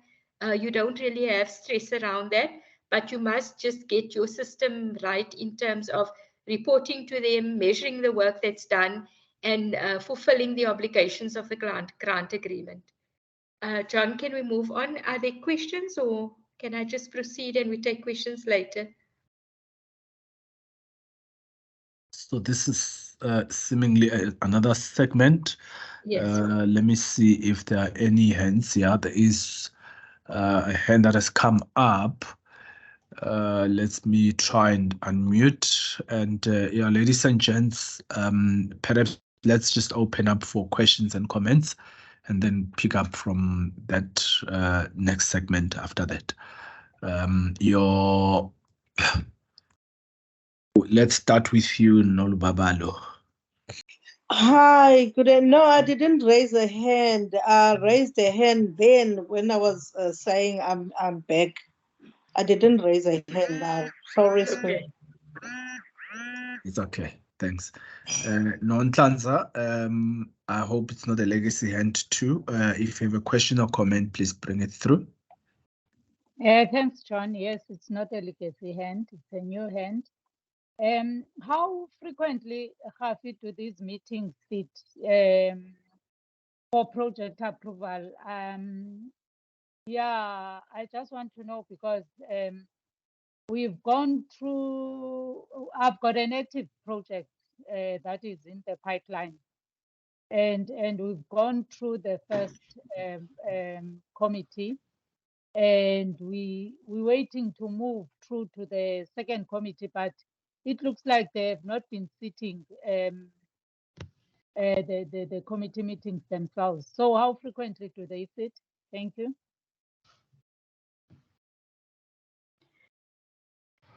So, I mean, I know that the council sits at least on a quarterly basis, and that's why I use the 3 month turnover time as a guideline. And these other committees that sit before a council meeting happens, they sit within that quarter. So I know at least on a quarterly basis, you should be going through a quarterly cycle where each of those committees sit, because they have to sit before a council meeting, because their reports or their recommendations go through to council. John, I don't know if you want to perhaps also take a stab at responding to this one, but no, my understanding as an external party is at least quarterly they are sitting, and that's why I use 3 months as an horizon. That's correct. I think you are spot on, Khafi. Lining up to when the council sits, there would be those subcommittee meetings. So for project specific, I think without providing specific date when they sit, so it will be probably a week or 2 weeks before the actual council sit to consider projects that have been recommended by TEC. So TEC itself, which is the executive within the SHRA, would sit every 2 weeks in a month, and all those projects that TEC. Sorry, I'm giving you wrong information here. So TEC would sit perhaps a week or 2 before the PDFC, which is Project Development and Funding Committee of Council sits. So it's always cascading in that fashion. So the project must have first gone through TEC, and TEC just simply recommends it to PDFC, which is that council committee, and council of committee then recommends that project to council. So yeah, as you say, all that has to happen within a 3-month period. So what I would also say is if your project is not ready or it has outstanding items, it could be that your project is not proceeding to the next committee because the SHRA is waiting for something from you. That's the only time that I know a project takes long to get to the final council committee, because remember, when it starts with the PSC may decide, but there's these 3 things that is not clear to us, or it needs to be reworked, or it needs to be resubmitted. It means then that you move out of that cycle, that 3-month cycle, because they're feeding back to you now. You haven't got you can't get that information within a 2-week horizon when the next committee is sitting. So you then move out of the 3-month cycle and you move into the next 3-month cycle. That's the only reason why things could take more than 3 months, is that when it gets to a certain committee, that committee throws it out for something that needs to happen from your side, and you may take time to address it, and therefore you then move out of that 3-month cycle and you move into a new cycle.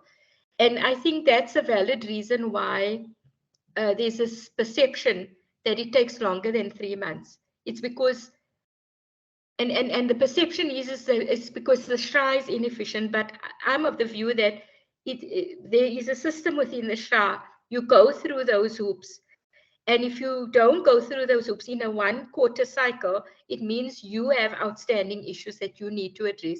And some are not things that you can address within a day or 2. And if it takes longer than 2 weeks, then you're definitely out of the cycle, because the next committee would have sat in the next 2 weeks already, and you would have been then out of the loop. So that also answers the question from Clara. If there's no other questions, John, I'm suggesting I move on, because I need to finish these slides, and I also then want to do the poll and the evaluation. So we've spoken about this. Sorry? So did you answer Isaac's question about if the NHFC is aligned to the 4 months that SHRA grants you? Oh, no, I didn't see that question. Thanks, Vanessa. So Isaac, no, not necessarily. And I really don't want to speak on behalf of the NHSC because I don't understand their internal approval processes. And I'm not sure if John does, but people that I speak to have said that it takes longer at the NHFC. So I don't know what the time horizon is, but if you have a project and you have the quick scan B ready for the SHRA, I would imagine that you already would have spoken to the NHFC and you would have already submitted. When you submit to the SHRA, submit to the NHFC as well. It doesn't matter if they take a little longer than the SHRA, because the SHRA would give you that 4 months for financial closure, in which time the NHFC must have come back to you and you must be proceeding towards signing a loan agreement and getting a bond registered. I think Isaac is fine. Vanessa, I'm covered. There's no other questions? The only other one I see was just before the break, so I'm not sure if you answered it. It says, if the HDA has already acquired the land from the municipality, would it be best to approach the HDA first or get accredited as an SHI and then apply for that land? Was that covered? So yeah, it would be HDA first. Go and get the land because you're going to need land to be able to become accredited. Okay, so we've been through the decision that you need to make, but these are the types of companies that the SHRA allows you to be registered under. And I've highlighted for an SHI, the company limited by guarantee, which is a not-for-profit. You could be a company having share capital, which is your PTY Ltd, but then you're going to have those non-distribution of dividends and income and assets used for social housing clauses, so it doesn't make sense. You can be a housing cooperative. Sorry, a housing cooperative has not been successful in South Africa. We actually don't have a housing cooperative that is successful in the country at this point in time. So it is allowed, but it's been a difficult model to implement. You could be a share block company, a communal property association, a voluntary association, but that does have a constitution, or you could be a trust. We don't have any of these options other than the first two options currently in social housing. Those are the two that work for us. For an ODA, you can move on, John. For an ODA, you can be a share company, and I have explained at length the fact that you need to have an SPV either within the holding company or outside of a holding company to ring fence the social housing business. Can we move on, John? From a good governance point of view, I've basically covered all of this, but we'll go through it quite quickly. The governance structure, we spoke about the size of the board, we spoke about the skills of the board, maybe not sufficiently about the stance of the board. I did say to you before your revenue comes in, the board takes an operational role, but the board has got to be very mindful that it should not be operational. So the minute the CEO is appointed and the management team is in place, the board has got to move to a strategic role and an oversight role. And we do see in social housing that the board is a mirror of management.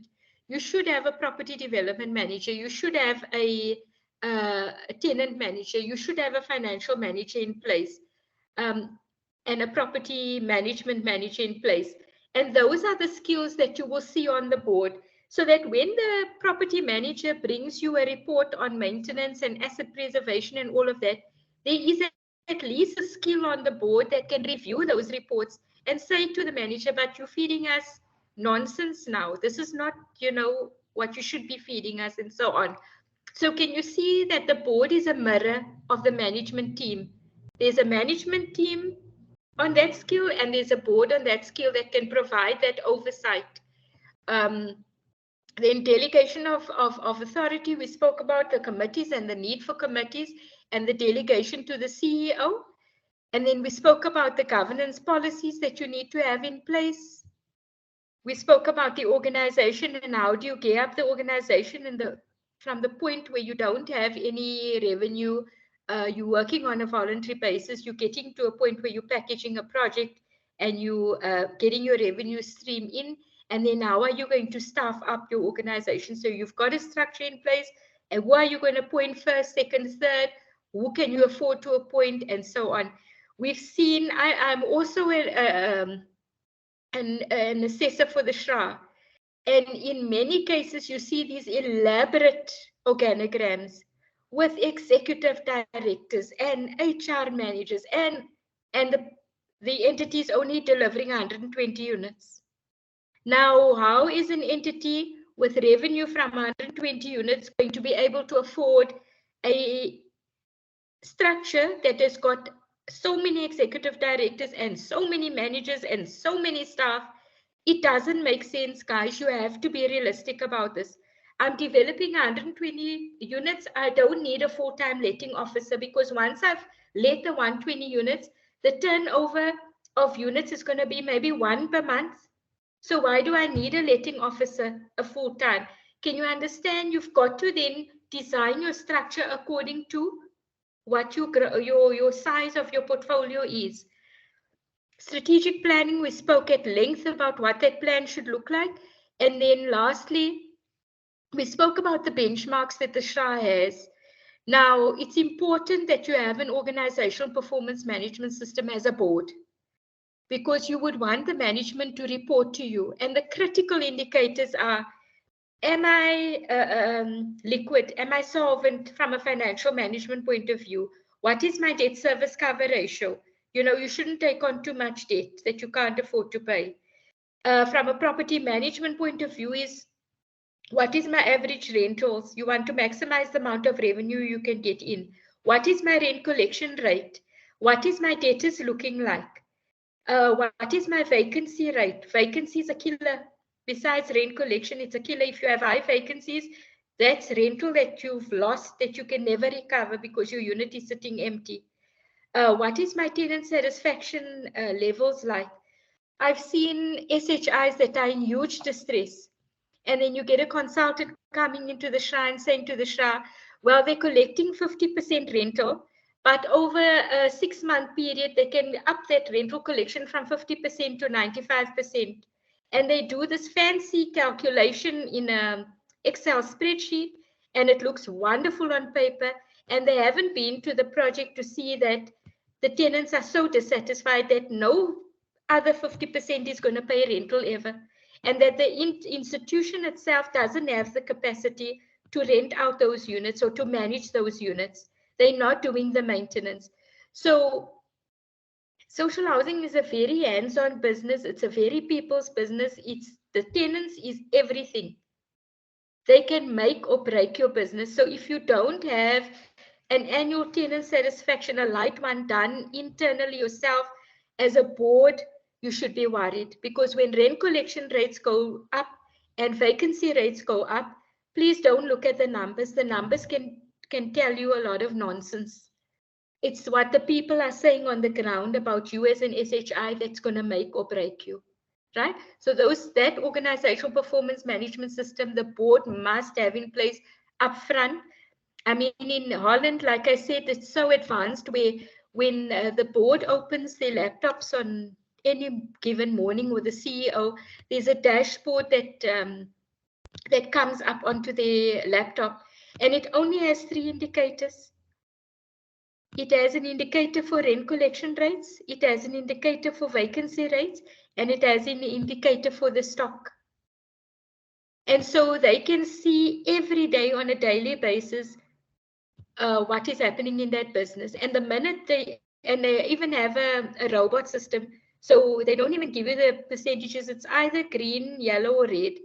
And when things are turning into yellow, they're already onto the CEO, phoning the CEO, saying, what is happening here? Your rent collection rates are going down. What is happening? So you must be in that position as a board. You must be able to know, yes, you're not operational, but yes, you're ultimately responsible for that organization. Can we move on?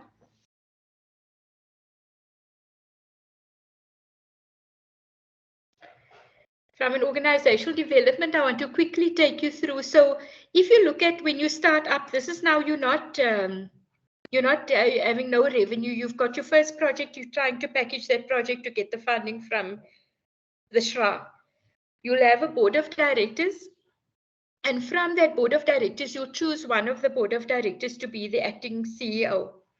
The board of directors would take that strategic direction, develop the organization, both the design of the organization, the structure, and the systems, and put an organizational performance management system in place.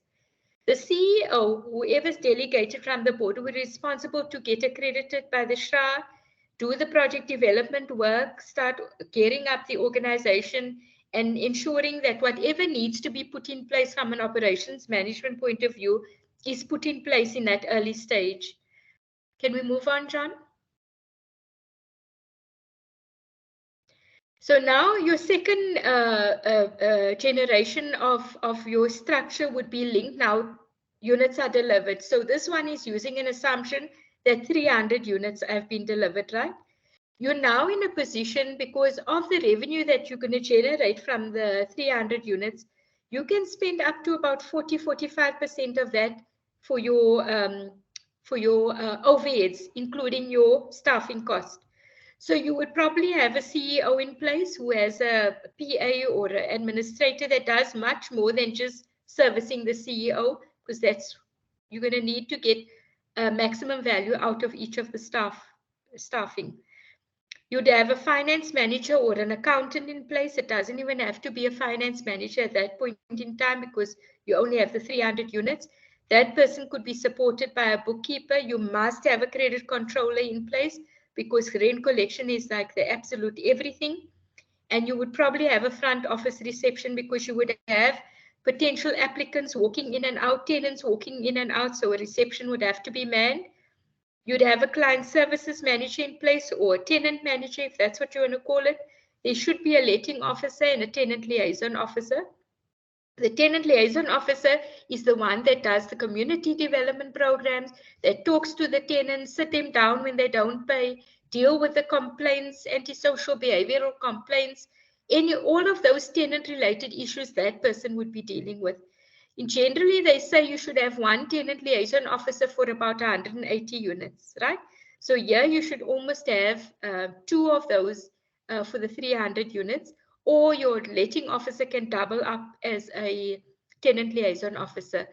You would have a property manager in place, and potentially the property manager could take on the role of property development manager as well. So they would have two work streams. One where they have a clerk of works to support them on the project that's being developed. That would be the second project. And they would have a housing supervisor, and your gardening and your cleaning. They would also oversee the security and any large maintenance works. Those are things you would outsource. The finance manager would then outsource HR and IT management, and they would be responsible for managing that. And your property manager would also then be managing the property development function, which could potentially be outsourced. John, can we move on? I want to look at a third generation organogram. Where you now have over 1,000 units. You would still have your CEO, your administrator would become the executive PA to the CEO. You have a pipeline of projects, so you'd have a property development manager in place with a few clerks of works, depending on the number of units you're developing or how big the project is. Your finance manager now would be converted to a corporate services manager, because you would have a bigger staff complement. So the corporate services manager would manage more than finance. They would be responsible for IT and HR management and other back office functions. So you may have a finance manager under him, an HR officer, an IT officer, your bookkeeper, your credit controller, your receptionist. You may have an office assistant and so on, all sitting under that. That's your back office. You still have your client services manager, but you bring in your community development officer now, which is normally a social worker who will run the programs, and you will still have letting officers and tenant liaison officers. Based on that 180 units per tenant liaison officer, you'll have a number of them. And then your property manager, there's a mistake. You wouldn't have the clerk of works under them, because the clerk of works is under the property development manager, but they would have maintenance officers, they would have housing supervisors or housing managers and gardeners and cleaners. You will always outsource your security. It's not a good practice to bring it in-house, and your large maintenance works will also still be outsourced, no matter how big you are. You would need big contractors to come and do the big jobs. Can you move on, John? From a systems point of view, we spoke about the policies that you need to have in place. You can read through these, but these are the key policies that you would have to have in place to ensure that the staff are working off a standardized system. Can we move on?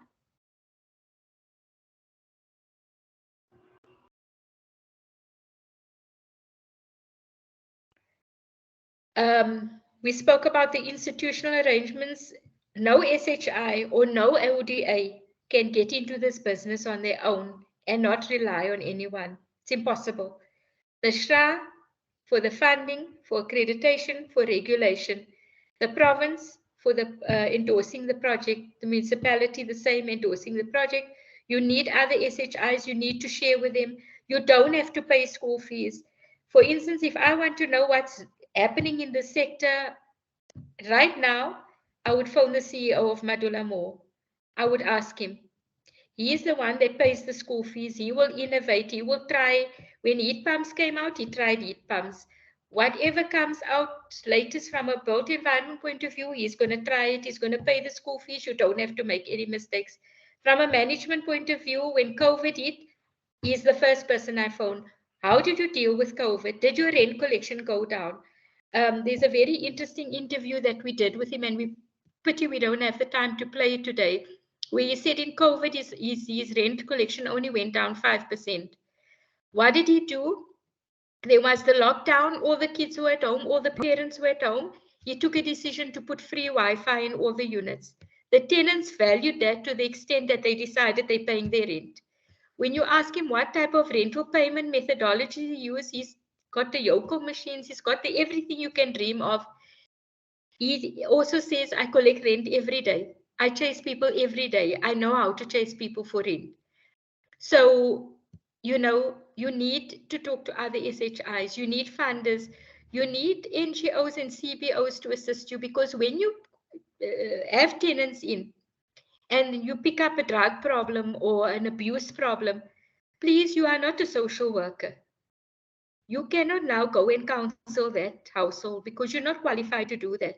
You need relationships with other CBOs and NGOs that can come in and support you on that.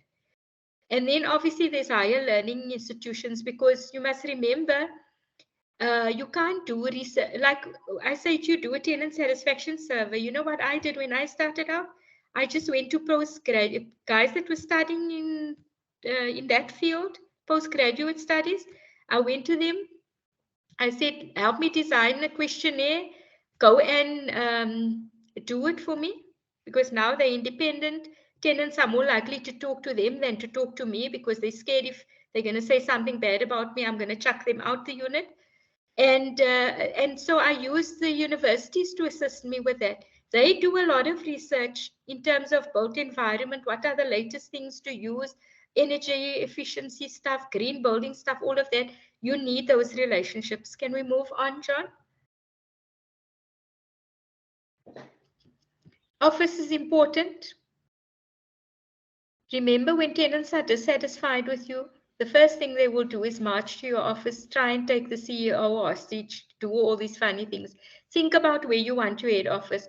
You must have a site office. You must be accessible to tenants. They shouldn't have to take a taxi to come and lodge a complaint with you and so on. Please lay out your office in a way that your front office staff are sitting in the front and they're the first port of call for tenants matters. And your back office is sitting in a separate area. And it's important, guys. These things don't happen by accident. They must be planned and designed. And make sure that you have the proper equipment in place. Can you move on, John?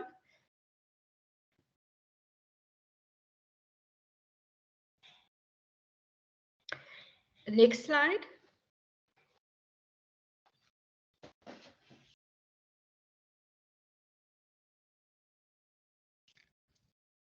Okay, so I just want to, I've got 2 more slides and I want to briefly explain to you what is this business all about in the 2 service areas, right? There's a property management service that you offer and there's a tenant management service that you offer. From a tenant management service point of view, these are the key aspects. Pre-tenancy is, remember, it's always the property development team that is developing a project. And it's the client services manager that inherits that physical unit and has to find a tenant for it. And the client services manager knows best what does the tenants like or what they don't like. And now it's up to the client services manager to influence the property development manager to say, but the people don't like a smaller lounge and a bigger bedroom. They prefer a bigger lounge and a smaller bedroom, or whatever the case may be. Or the tenant satisfaction survey is saying, this is what we prefer. This is what we're willing to pay for. So you must be able to influence the products that is being built on the ground, because the client services person knows best what do the people want. They must market the unit, they must deal with the application process, they must deal with the waiting list management issue, they must screen, they must do the pre-tenancy training, they must select a tenant, allocate a unit to that tenant, and they must let that unit.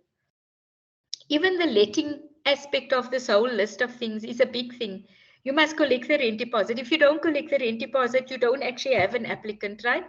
Until that person comes up with a deposit, you don't really have a tenant. You must orientate them to the site. You must sign the lease agreement. You must make them understand what the provisions of the lease agreement is. You must hand over the key. You must do the pre-inspection. Just the letting aspect of this whole section of pre-tenancy is a big thing on its own. It takes a lot of resources. If it's not done properly, you are going to have problems later on. If you don't screen an applicant properly up front, I always say credit control starts at screening. Because you put someone in that can't afford because you just want to fill a unit, immediately from month 1, that person's not going to pay rent. You got a lifetime of problems collecting rent from that person. The next key aspect of tenant management or client services management is your communication and liaison. We have a very close relationship. Those tenant liaison officers is the good cop. The credit controller is the bad cop. So the tenant liaison officer talks nicely to the tenant, sit down, has a cup of tea, does regular house visits, knows what is going to happen. This person is facing a job loss. So they're going to experience problems in paying their rent. Let's convince them to rather move out of the unit before we go to the expensive thing of eviction and so on. They must deal with complaints management. And it's not only complaints around maintenance, but it's complaints around antisocial behavior, non-compliance of the lease or non-adherence with the lease, and so on. They must deal with disputes. They must deal with community empowerment and community development activities. They must drive the process of tenant satisfaction surveys.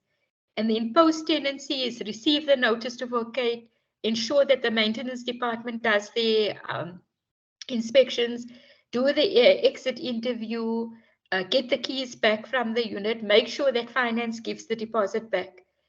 This is a whole big job on its own, and that is what that tenant management or client services management unit will deal with on a daily basis. Can we move on, John?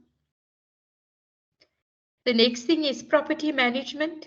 And so there's a number of key aspects to it. On rental management, you must understand how are you going to set rents. The one word of advice that I want to give you is to say, do not have income-based rentals because it is a recipe for a rent boycott.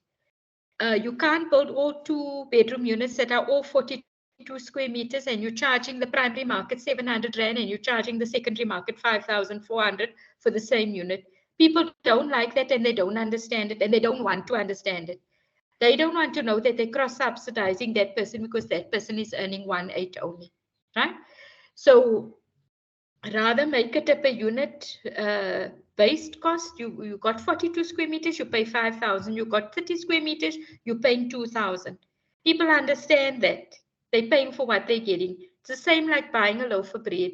White bread has got one price, brown bread has got another price, right?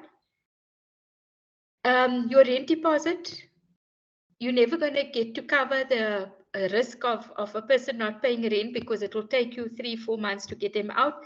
But what they can afford is generally 1 month. Have that rent increases. Is it inflationary linked? What is it going to be linked to? Your billing system, you know, we have SHIs that have failed and they say these tenants are bad, these tenants don't pay rent. At the end of the day, we find that they can't even send out a correct bill. They can't even account for the deposit that their tenant paid. Then they say tenants are bad. As SHIs and ODAs, we have to get our act together. We must be able to send out a bill that is correct every month. It must reflect the rental of the balance outstanding, the rental raised for that month, the payment that the tenant made in the previous month, and the new balance outstanding. If you can't have those figures right, you are not going to have tenants paying your rent, because they already know you're not doing your job. You don't know how to do your job. Collection must be consistent. It can't be today like this, tomorrow you allow that, next day you allow that. We're running a tight ship, guys. Your revenue is constrained. Your money needs to come in. From an asset management point of view, you must do 3-yearly building condition assessments to see what is it that you need to plan for, where do you need to make reservations, so that if you know the geysers are going to pop every 5 years, you must be able to put money away so that you can change all those geysers in 5 years' time. The property must be insured. The certification must be in place.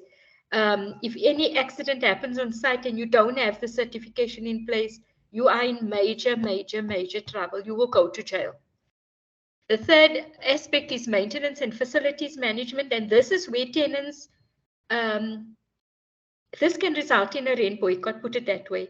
When tenants become unhappy, it's because you're not providing good maintenance services. They complain, you go and do half-baked jobs, you don't get the job done properly, you don't turn up for the next month, they wait a month for a toilet to be fixed. All of those good things must happen. If it's an emergency, you have to have someone that goes out in the next hour. If it's a burst geyser or something like that, you must have standby arrangements in place. So it's the whole administration of maintenance and keeping the facilities clean, safe, and well maintained. It's your gardens, it's your cleaning, it's your security fence. It's all of those good things. From a utilities management point of view, I gave you advice. I said, put in prepaid water meters, prepaid electricity meters, and you don't have this utilities management story to manage at all. And vacancy management, we call this thing called friction vacancies. It's when you can't get your act together, when a tenant gives notice and it takes you another month to get that unit ready for the next tenant. Because remember that generally we rent out on a calendar month basis. So if someone moves out on the 31st, on that day, when that key is handed over at 10 o'clock in the morning, you have until 8 o'clock the next morning to get that unit back into ship shape so that on the 1st, that next tenant moves in. If you've got 1,000 units and you've got 100 units turning over a month, imagine the scale of that work.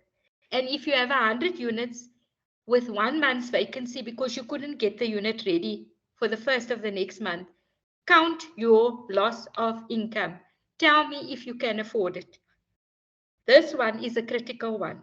You must try and minimize the number of days a unit is vacant, because you either haven't found a tenant yet or you haven't done the maintenance and you can't put the new tenant in. John, am I done? Can you check if there's another slide? I should be done. Yeah.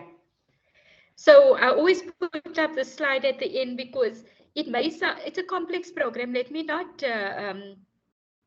beat about the bush. This is not an easy program, but it's a doable program if you do it right. And like I said, the school fees have been paid. We have best practices in South Africa. We don't even have to look at Holland anymore. And we just need to replicate those that are doing well. And as a parting shot, I want to say to you that a rain boycott, you can do everything right. Madula Moore does everything right, and they still face a rain boycott. So as a social housing institution or an ODA, you must plan for a rain boycott, because at some stage of your life, it will happen. So the model is there, the recipe is there, the ingredients is there, how you mix it is all there. People are willing to share how it's being done.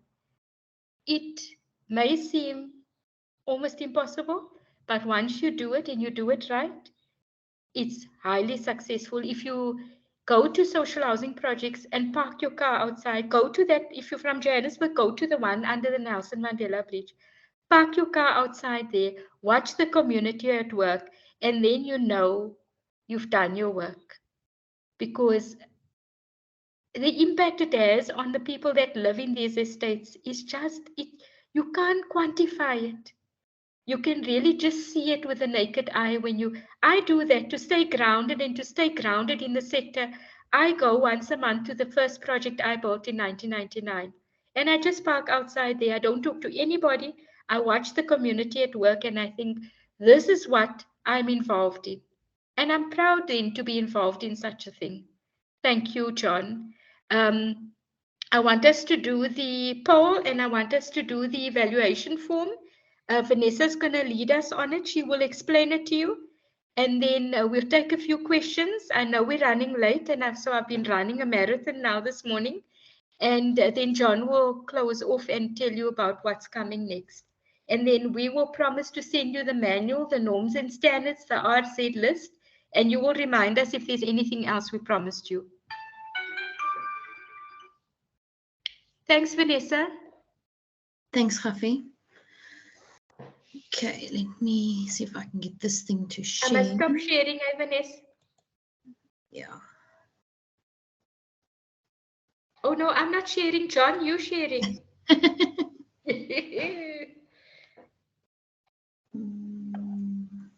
I don't think that's going to work. We'll just do it the ordinary way. So for this poll, we are going to use Mentimeter. And I'm going to show you how it works. There we go. Okay. All right, can everyone see the screen?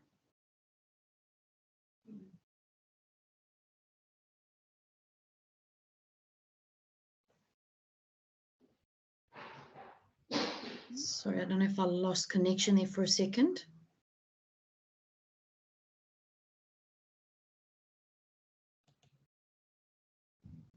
Javi, can you see my screen? No. Okay, let's try again.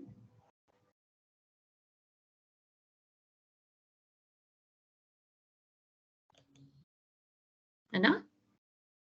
No, not yet. I don't know what's going on with this. It shares for like a second and then it disappears. Okay, so I'll try and talk you through it without sharing the screen. But if you can open your internet browser and type in menti.com. I'm going to put the link there. And it's going to ask you for code.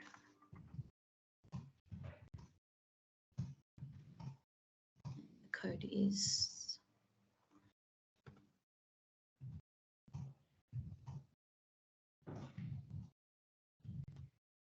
it's the code 84918022. Okay, so you open your internet browser, put in Menti, MENTR.com, and it's going to ask you for a code. It's going to take you to a poll that you can complete for us.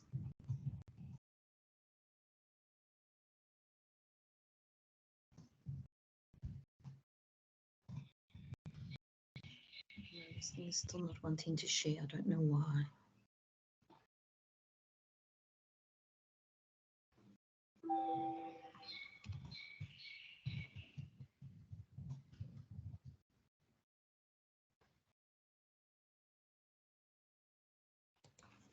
Can you by any chance see it now?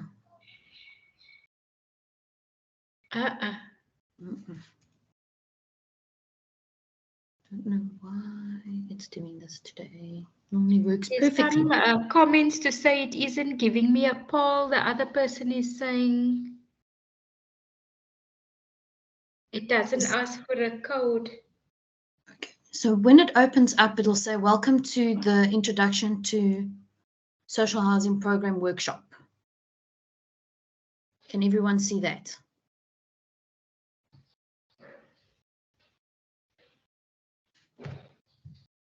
Just don't know why it's not working today.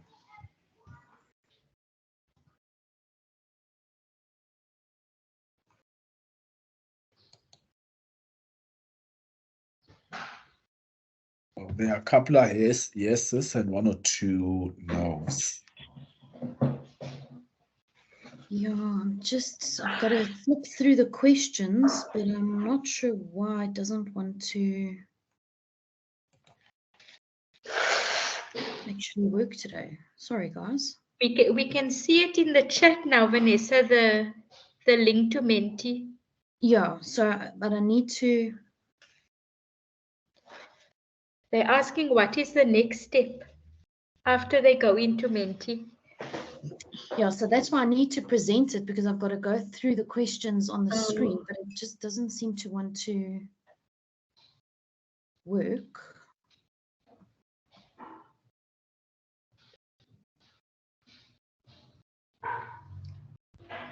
Try once more.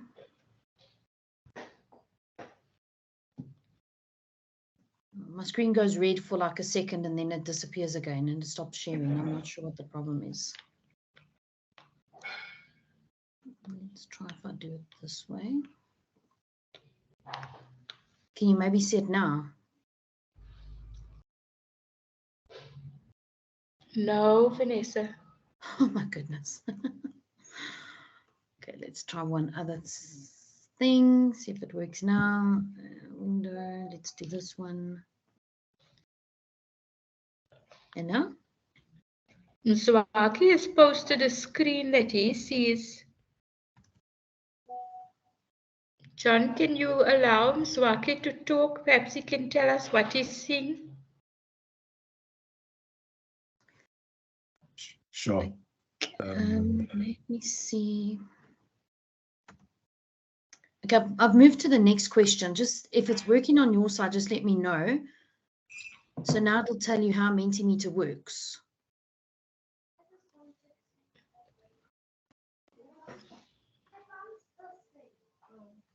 So the link is Menti, MENTR.com. And you put the code in, which is 84918022.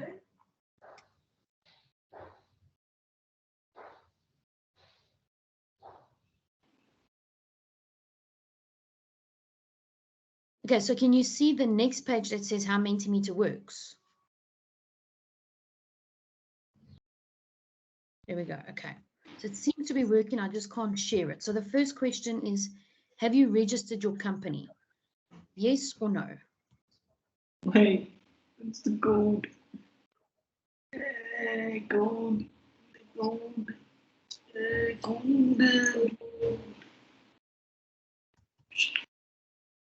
Okay, I'm getting responses. So at least we know that it is working at the moment. We've got so far 8 yeses and 6 nos.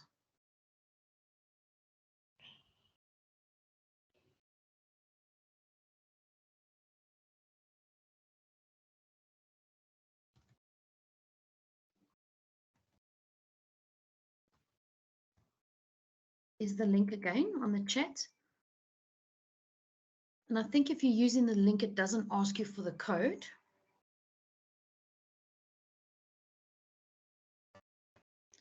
Stuart, you should be able to just click on the link and it opens up your web browser with the page. Okay, so I'll move on to the next question, but you guys can keep on voting, I think.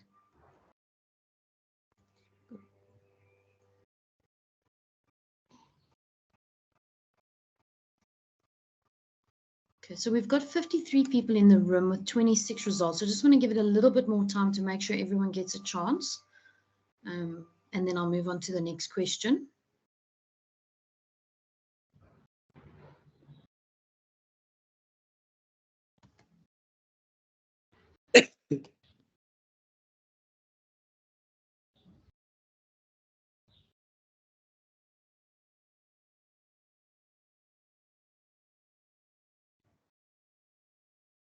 I've shared the link again for those that haven't been able to see it.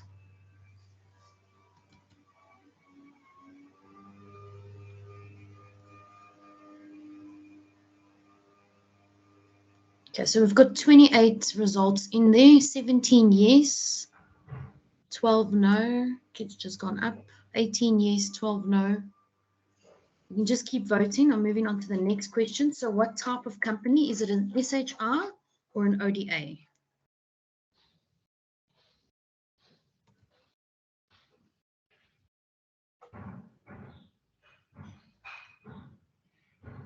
I wish you guys could see the slides. It's like a race between the two bars. 18, 19, 11.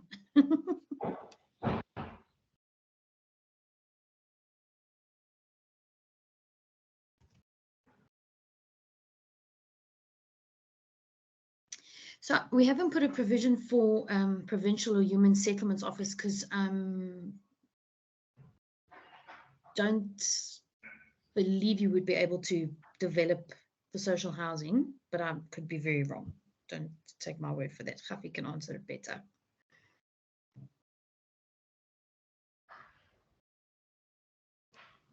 Khafi, can a province or municipality develop social housing without an SHR and ODA? No. Thank you.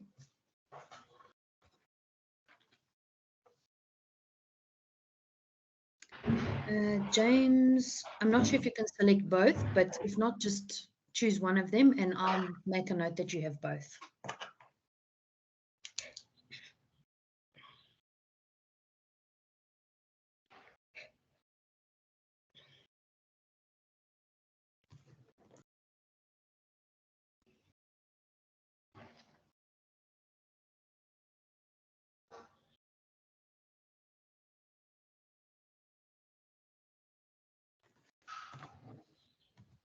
Okay, so we've got 25 responses there, 12 SHRs and 13 ODAs. Your next question is, do you have land for a first project? Yes or no?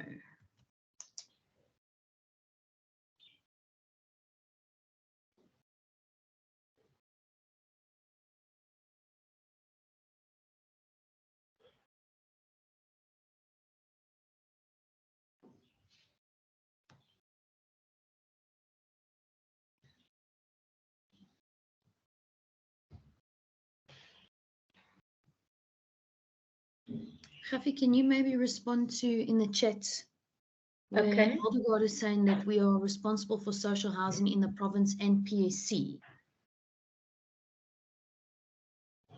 Is it a question or a statement?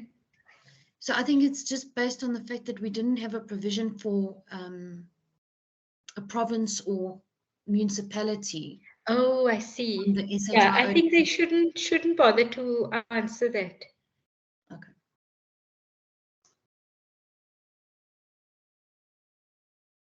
Okay, so we've got 10 people. 10 people have said yes, they do have land for a first project, and 17 have said no. So the next question is for those that answered yes, how many units will you be able to develop on the land that you have?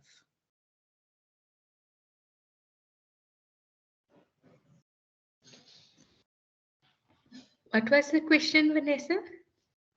So if they answered yes to having land available already, how many units will they be able to develop on the land? How big is the land? We spoke about 110 units per hectare in a good urban location, but if it's in a CBD location, it could be high rise and it could go anything up to 500 units per hectare. Okay. So far we have, people aren't mentioning the size of their land except for one who said they have 4 hectares and may be able to develop 400 units. Yeah. Someone else has said 100 units, 30 units, 1,500 units, 500 units, 18 units.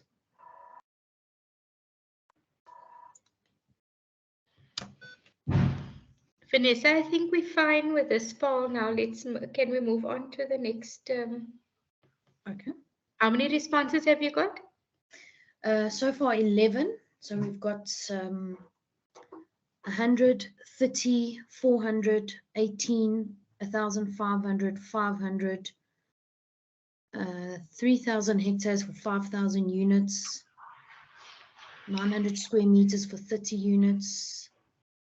So, I mean, John, clearly in the room we have much opportunity to contribute towards delivery. And so this poll is really serving its purpose, I think, in that regard. In fact, I think in my closing remarks, I'll also just touch based on that. How do we then take things forward? Yeah, but yeah, because guys, yeah, what we don't want to happen is to lose you after the session. I mean, we need you to come back.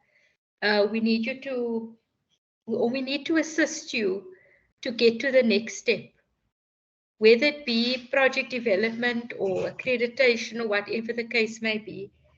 Because in many cases, we find after this training, real opportunities walk away from it, and we're not sure why. And that's why we're doing the poll, because we want to see if there's real opportunities coming out of the room. And we can see that they are. So, Javier, our next question then covers what type of support they need to get started. Yes.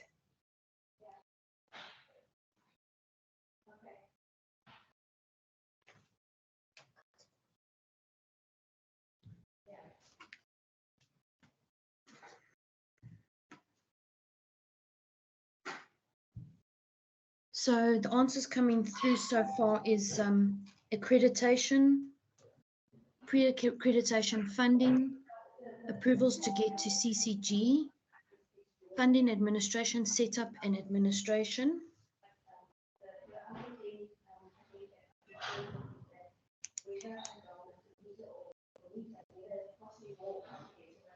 So running with 4 responses there so far.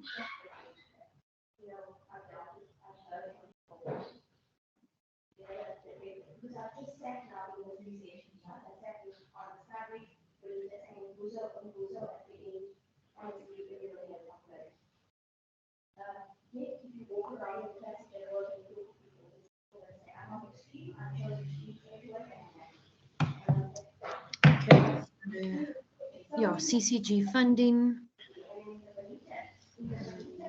some more information on the process of accreditation funding, mentorship, accreditation, administration,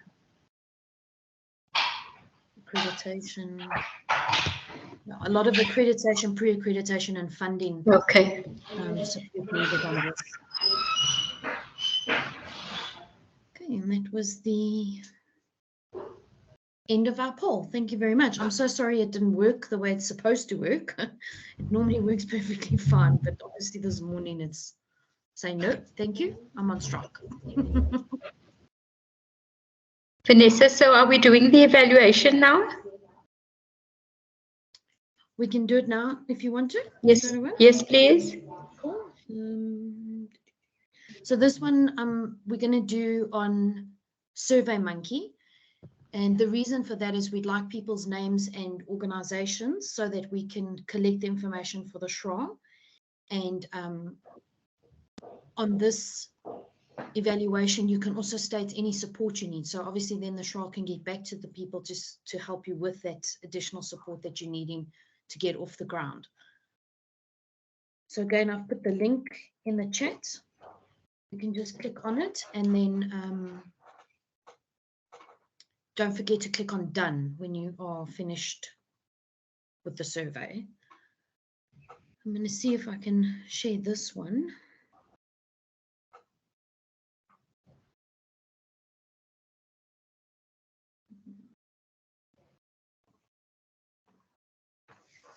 Okay, I'm noticing two hands from Nobile and Nonhlanhla. Do you want perhaps to ask question or comment? Is it in regarding to this evaluation? I've allowed your mics, just unmute. Let's start with you, Nobile. Thank you, John. When I press chat, whatever that Vanessa is relating to of the survey, it says something went wrong. I can't write anything with regard to the questions that she has raised. So do I go back to the browser to Menti or do I go to chat? Thank you. Nonhlanhla. John, I'm also experiencing problems with these links. I was wondering if the survey, I did finish the Menti one at the beginning, but I get kicked off afterwards from the meeting. Is it possible to send this survey monkey on email so that we complete offline? Thanks, John. So, Vanessa, you want to respond to those? Perhaps? Yeah. So I think the Mentimeter, we finished with it, so you won't be able to access it now. With the Survey Monkey, we can send that link. John, I'm not sure if you want to send it through to, you'll have everyone's email address, and then they can complete it offline, if that works better. But if you can, please complete it, because obviously the information is very important for us to be able to deliver the support that you guys need going forward. So essentially, as they complete the questions, it's just to press this up and submit, and it would come to you to crystallize all the results. Exactly. It's available online, like right now or afterwards. It stays open. So you just click on the link and then just make sure you click done when you finish putting your answers in, and it submits it straight to me. Okay. Does it close at a certain time? I'm just thinking. No, no, it doesn't. Okay. All right. Okay, I think we can leave it at that. Those of you who aren't able to get through now, I think attempt it at a different time. I suspect that it might be an overload for some of the systems where you have this live session running and then also trying to do this pause. So I think let us leave it at that. I'm wanting to just use the last few minutes really as we draw to a close to see if there are any questions, comments that we may have not addressed before I then give my closing remarks and we adjourn the session. So Nobile, your hand is up. Nonhlanhla, your hand is up. Are those two legacy hands? Because I remember seeing those before. I'm Nonhlanhla, John. Mine is new. Okay. Please.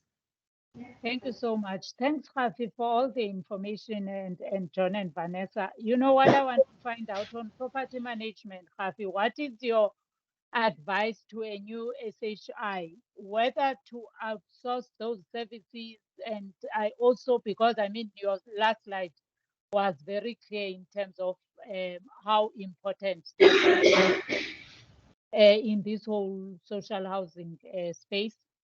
So what would you advise the new SHI in terms of systems, whether outsource and, around those lines on property management? Thank you so much. So my advice for you would be twofold. One, I would sign a 2-year an agreement with a well-performing SHI. I would hire, just the critical staff, the front office staff, and get them to work with that SHI over the 2 years so that the skills are transferred and the SHI goes and you're left with the capacity. The other option is also a similar option, but that option says You will hire your staff. You will send them for 2 weeks at a time. So your housing supervisors go and visit and performing SHI.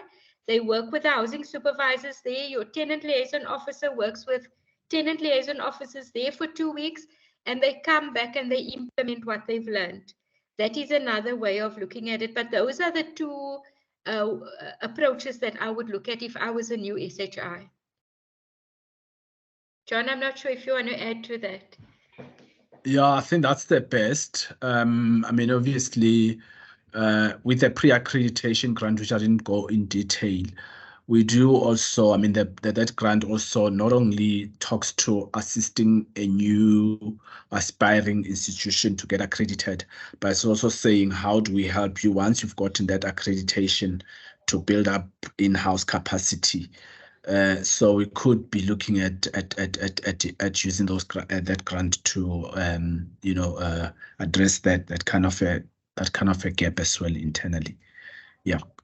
And then John, also just to add that where you you do have other courses. You have a community development course. You have a client services management course. You have a rent collection course. You have a credit control course.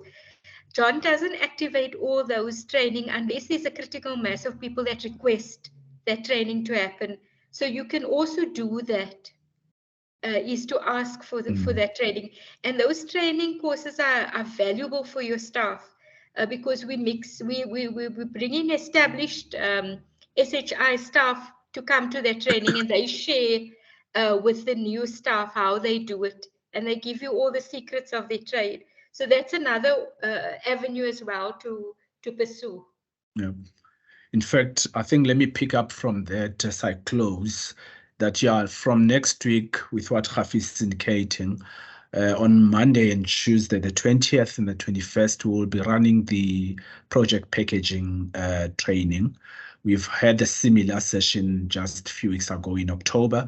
So this is a rerun of that topic. In case you've missed it, I know there are a few people who experience connectivity issues, but also because of that session in its nature, it's quite heavy. I've said, if you want a repeat, you're welcome to join us at the session next week. I've already sent out a confirmation, in fact, on that and the link to that session. I'm hoping to do a quick reminder sometime this week, just regurgitating that confirmation. But if you have not received that communication, drop me an email. My email is as simple as John M for mother @shra.org.za, John M @shra.org.za. I'll then share with you that link. So that will be on Monday and Tuesday. Rafi is correct. We have a number of sessions. In fact, we've published a schedule of trainings that we had planned to implement this year, this being one of them. We've had a few of the internal delays, and I'm sure some of you have picked that up, that because of that, some of the dates have had to be shifted and so forth. But we are confirming as we go along. So your details are with us, those of you who've registered for the respective topics. So look out for those confirmations as they come along. I think we're probably going to be giving you 2 weeks or so as we confirm each of the topics that we have scheduled. So yeah, that's what is happening next week. Would be good to see you come and join us, because really that is a build up from what we've covered in the last two days. In terms of the handouts coming out of this, I have made a list. Rafi, if you'd let me if I've missed out anything, but there would be the manual or a guide that we will send to you. I had in the presentation yesterday you mentioning the Social Housing Act, and particularly taking us through the regulations. That slide, I think, was quite useful. So we'll also include those two critical documents. We will include in the pack the list of restructuring zones. That's very critical. I want to re-emphasize what Rafi indicated. There's a whole lot of restructuring zones that are underperforming, and I think to try not to frustrate yourself and look in areas where there are no restructuring zones gazetted. Start with this list and identify opportunities there. We'll also include the list of provincial steering committees. So whatever province that you sit in, there is supposed to be a running provincial steering committee or PSC. So there's a list of chairpersons of these PSCs, and I think you then would use that to make contact with the chairpersons or their PAs to find out when is the PSC sitting. Even if you could make an attempt to attend it, the first PSC, just for you to get an idea of how these things are run, how you as a potential applicant would, table and a potential project and so forth. It's a good platform where you afford an opportunity to present an opportunity and also deal with some of the local gremlins that you may be experiencing in delivering the program. So that list will be included in the pack. We'll share with you also the list of the policy that speaks to the support grants. Remember yesterday we talked about the 5 IIG grants. So that policy document that just gives you in detail what those grants are, the purpose and the grant quantums. I think we'll also just allow the communications team to consolidate the recordings themselves for the last 2 days so that when you do that mail shot, you have the recordings for the last 2 days. So that will be coming in. And the last thing will be the norms and standards that I think Hafi made mention of, was it today, if not yesterday. I think overall, just convey my gratitude to yourself, Hafi, for really assisting us to unpack and understand these things. I kind of enjoyed some of the practical examples that you always bring to the fore to make one understand how these things are at play. Vanessa and Mandla and Skumbuzo in the background assisting with a whole range of things. Thank you, guys. I think overall, although we have had a few gremlins in the background, but I think overall we've achieved what we set out to achieve. I see there's a hand. We'll just take your question or comment, Katleho, and then adjourn the session. Just unmute yourself. Thank you very much. I just want to say thank you for the session and all that went into it. It was very informative. I think starting off, I certainly came in very cold, not understanding how the process works, especially because I'm from the HDA and I'm working as a candidate architect and my task has been to try to package projects from an architectural point of view, but also the reports of how we can transform certain land parcels into social housing. So this 2-day session has been very informative for me. And I know what I need to do now, sort of. But I think what I wanted to ask, I don't know if it's too late to ask this question, but when Hafi was presenting, she spoke about rental boycotts. And I thought that was interesting because I know the primary and secondary market that tenants are allocated. So I just wanted if she could quickly just speak on how do you prevent that? Because I know in terms of rooms, you have to allocate certain amount of rooms, units to primary market and then a certain amount to a secondary market.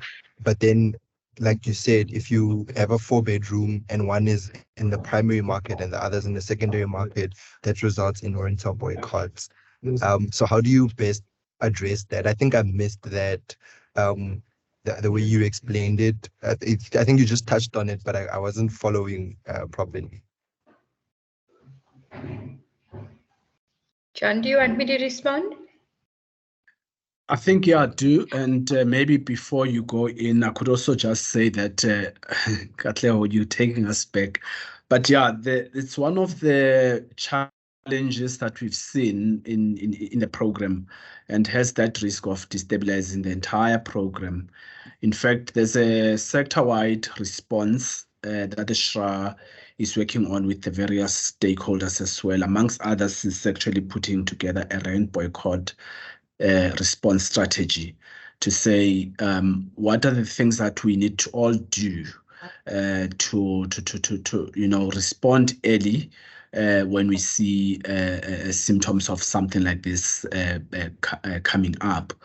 So it looks at not only those reactive, but also some of the proactive measures that can be done at an SHI level, the management through management activities and so forth. But yeah, Kgafi. Thanks, John. Katlego, so I know you're looking at one part of the answer as an architect in the design. How do you begin to differentiate the unit typologies for the various income groups? That's what should happen, but what shouldn't happen is that the smallest unit goes to the lowest income group, because we can't assume that the lowest income group is the smallest household size. So what we suggest is that you do a combination of the nano unit, a bachelor, a one bedroom, and about 3 typologies of 2-bedroom units. So you would potentially give the smallest 2-bedroom unit to the lowest income group, together with another option of a 1-bedroom unit. And then you would give a bigger 2-bedroom unit to the second income group and a bigger one to the third income group, and so on. So we're saying differentiate in terms of square meterage for the various income groups, but also make sure that you don't only give the lowest income group the smallest unit, because we want to acknowledge that the lowest income group is not necessarily the smallest household sizes. I'm not sure if that makes sense to you, but that is one way of trying to avoid a rent boycott in the future by doing an income-based rental rather than a unit size. We have done many surveys across the years in social housing, and consistently tenants say to us, we value square meterage first, we value finishes second, and the finishes, then when they prioritize finishes, they say they want more cupboards, and then they want a shower and a bath, whereas in most cases we provide a bath only, because in our units people would do their washing in the bath as well. So those are the types of feedbacks that we get, and don't underestimate the intelligence of tenants, because if you tell them they're getting 42 square meters, they actually go and measure, and they will tell you, but no, I've got a 40 square meter unit, and you're charging that person X amount and charging us X amount for the size of the unit. I'm not sure if that does answer the technical part of your question. Other aspects of preventing rent boycotts is mainly related to tenant relationship management, and that's a long story. I could spend a day talking about that. But from a design point of view, Katlego, you must have more than 6 typologies to cater for those 5 income bands, differentiate by size, finishes is those 2 things that I mentioned that they put a value on, and not only the smallest units for the lowest income groups. Those are the few things that I can say from a design point of view. And the other big thing we found out through surveys that I did on my first project that I did in the late 90s was that younger families preferred bigger communal areas like the lounge areas and smaller bedrooms because they spend more time socializing. And your older families, your more nuclear families, preferred bigger bedrooms and smaller places because bigger kids would like to retire to their own space. The parents would like to retire to their own space. We found that that was also something that that came out of, I think I did about for 6 years in succession, I did surveys, and that came out clear as well. In fact, I think Molly also sponsors an idea, which I think is part of the strategy that I spoke to earlier, as one of the measures that we do as a sector, but also at an operational level, SHI level, is that upfront induction and training and education of your tenants.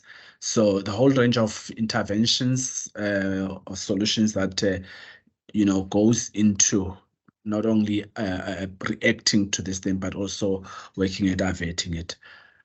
It is just 2 minutes before 12:30, and we had promised that we would get you out of here much more early than what we were able to yesterday. I think let us then leave it at that. I get a sense that it was a useful 2 days. It unearthed quite a lot of things and brought a lot of things to the light. So yeah, thank you all. You've been an amazing audience, and I think it's been a very interactive session of the last 2 days. Yeah, let us take this further. There is more training coming, but also there are different process owners within the SHRA itself that would link you with in terms of specific things that you want assistance with. I think let us on that note adjourn the session. Thank you very much. Hafi, if you can just stay behind and Vanessa and anyone else. But everyone else can log off, and thank you guys once more. Bye. Bye now.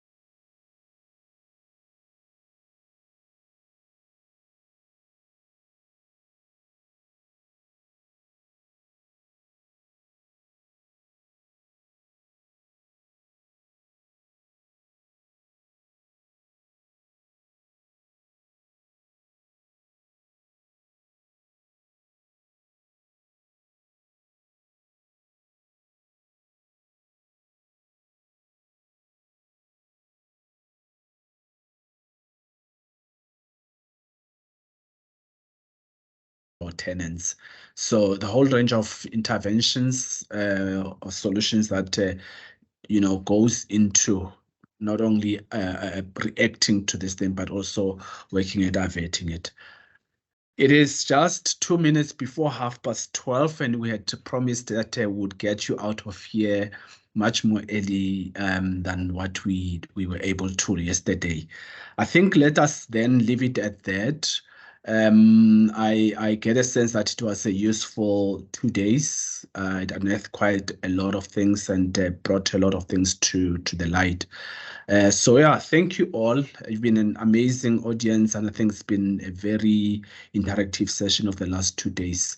Let us take this further. There is more training coming, but also there are different process owners within the SHRA itself that would link you with in terms of specific things that you want assistance with. I think let us on that note adjourn the session. Thank you very much. Khafi, if you can just stay behind and Vanessa and anyone else. But everyone else can log off, and thank you guys once more. Bye. Bye now.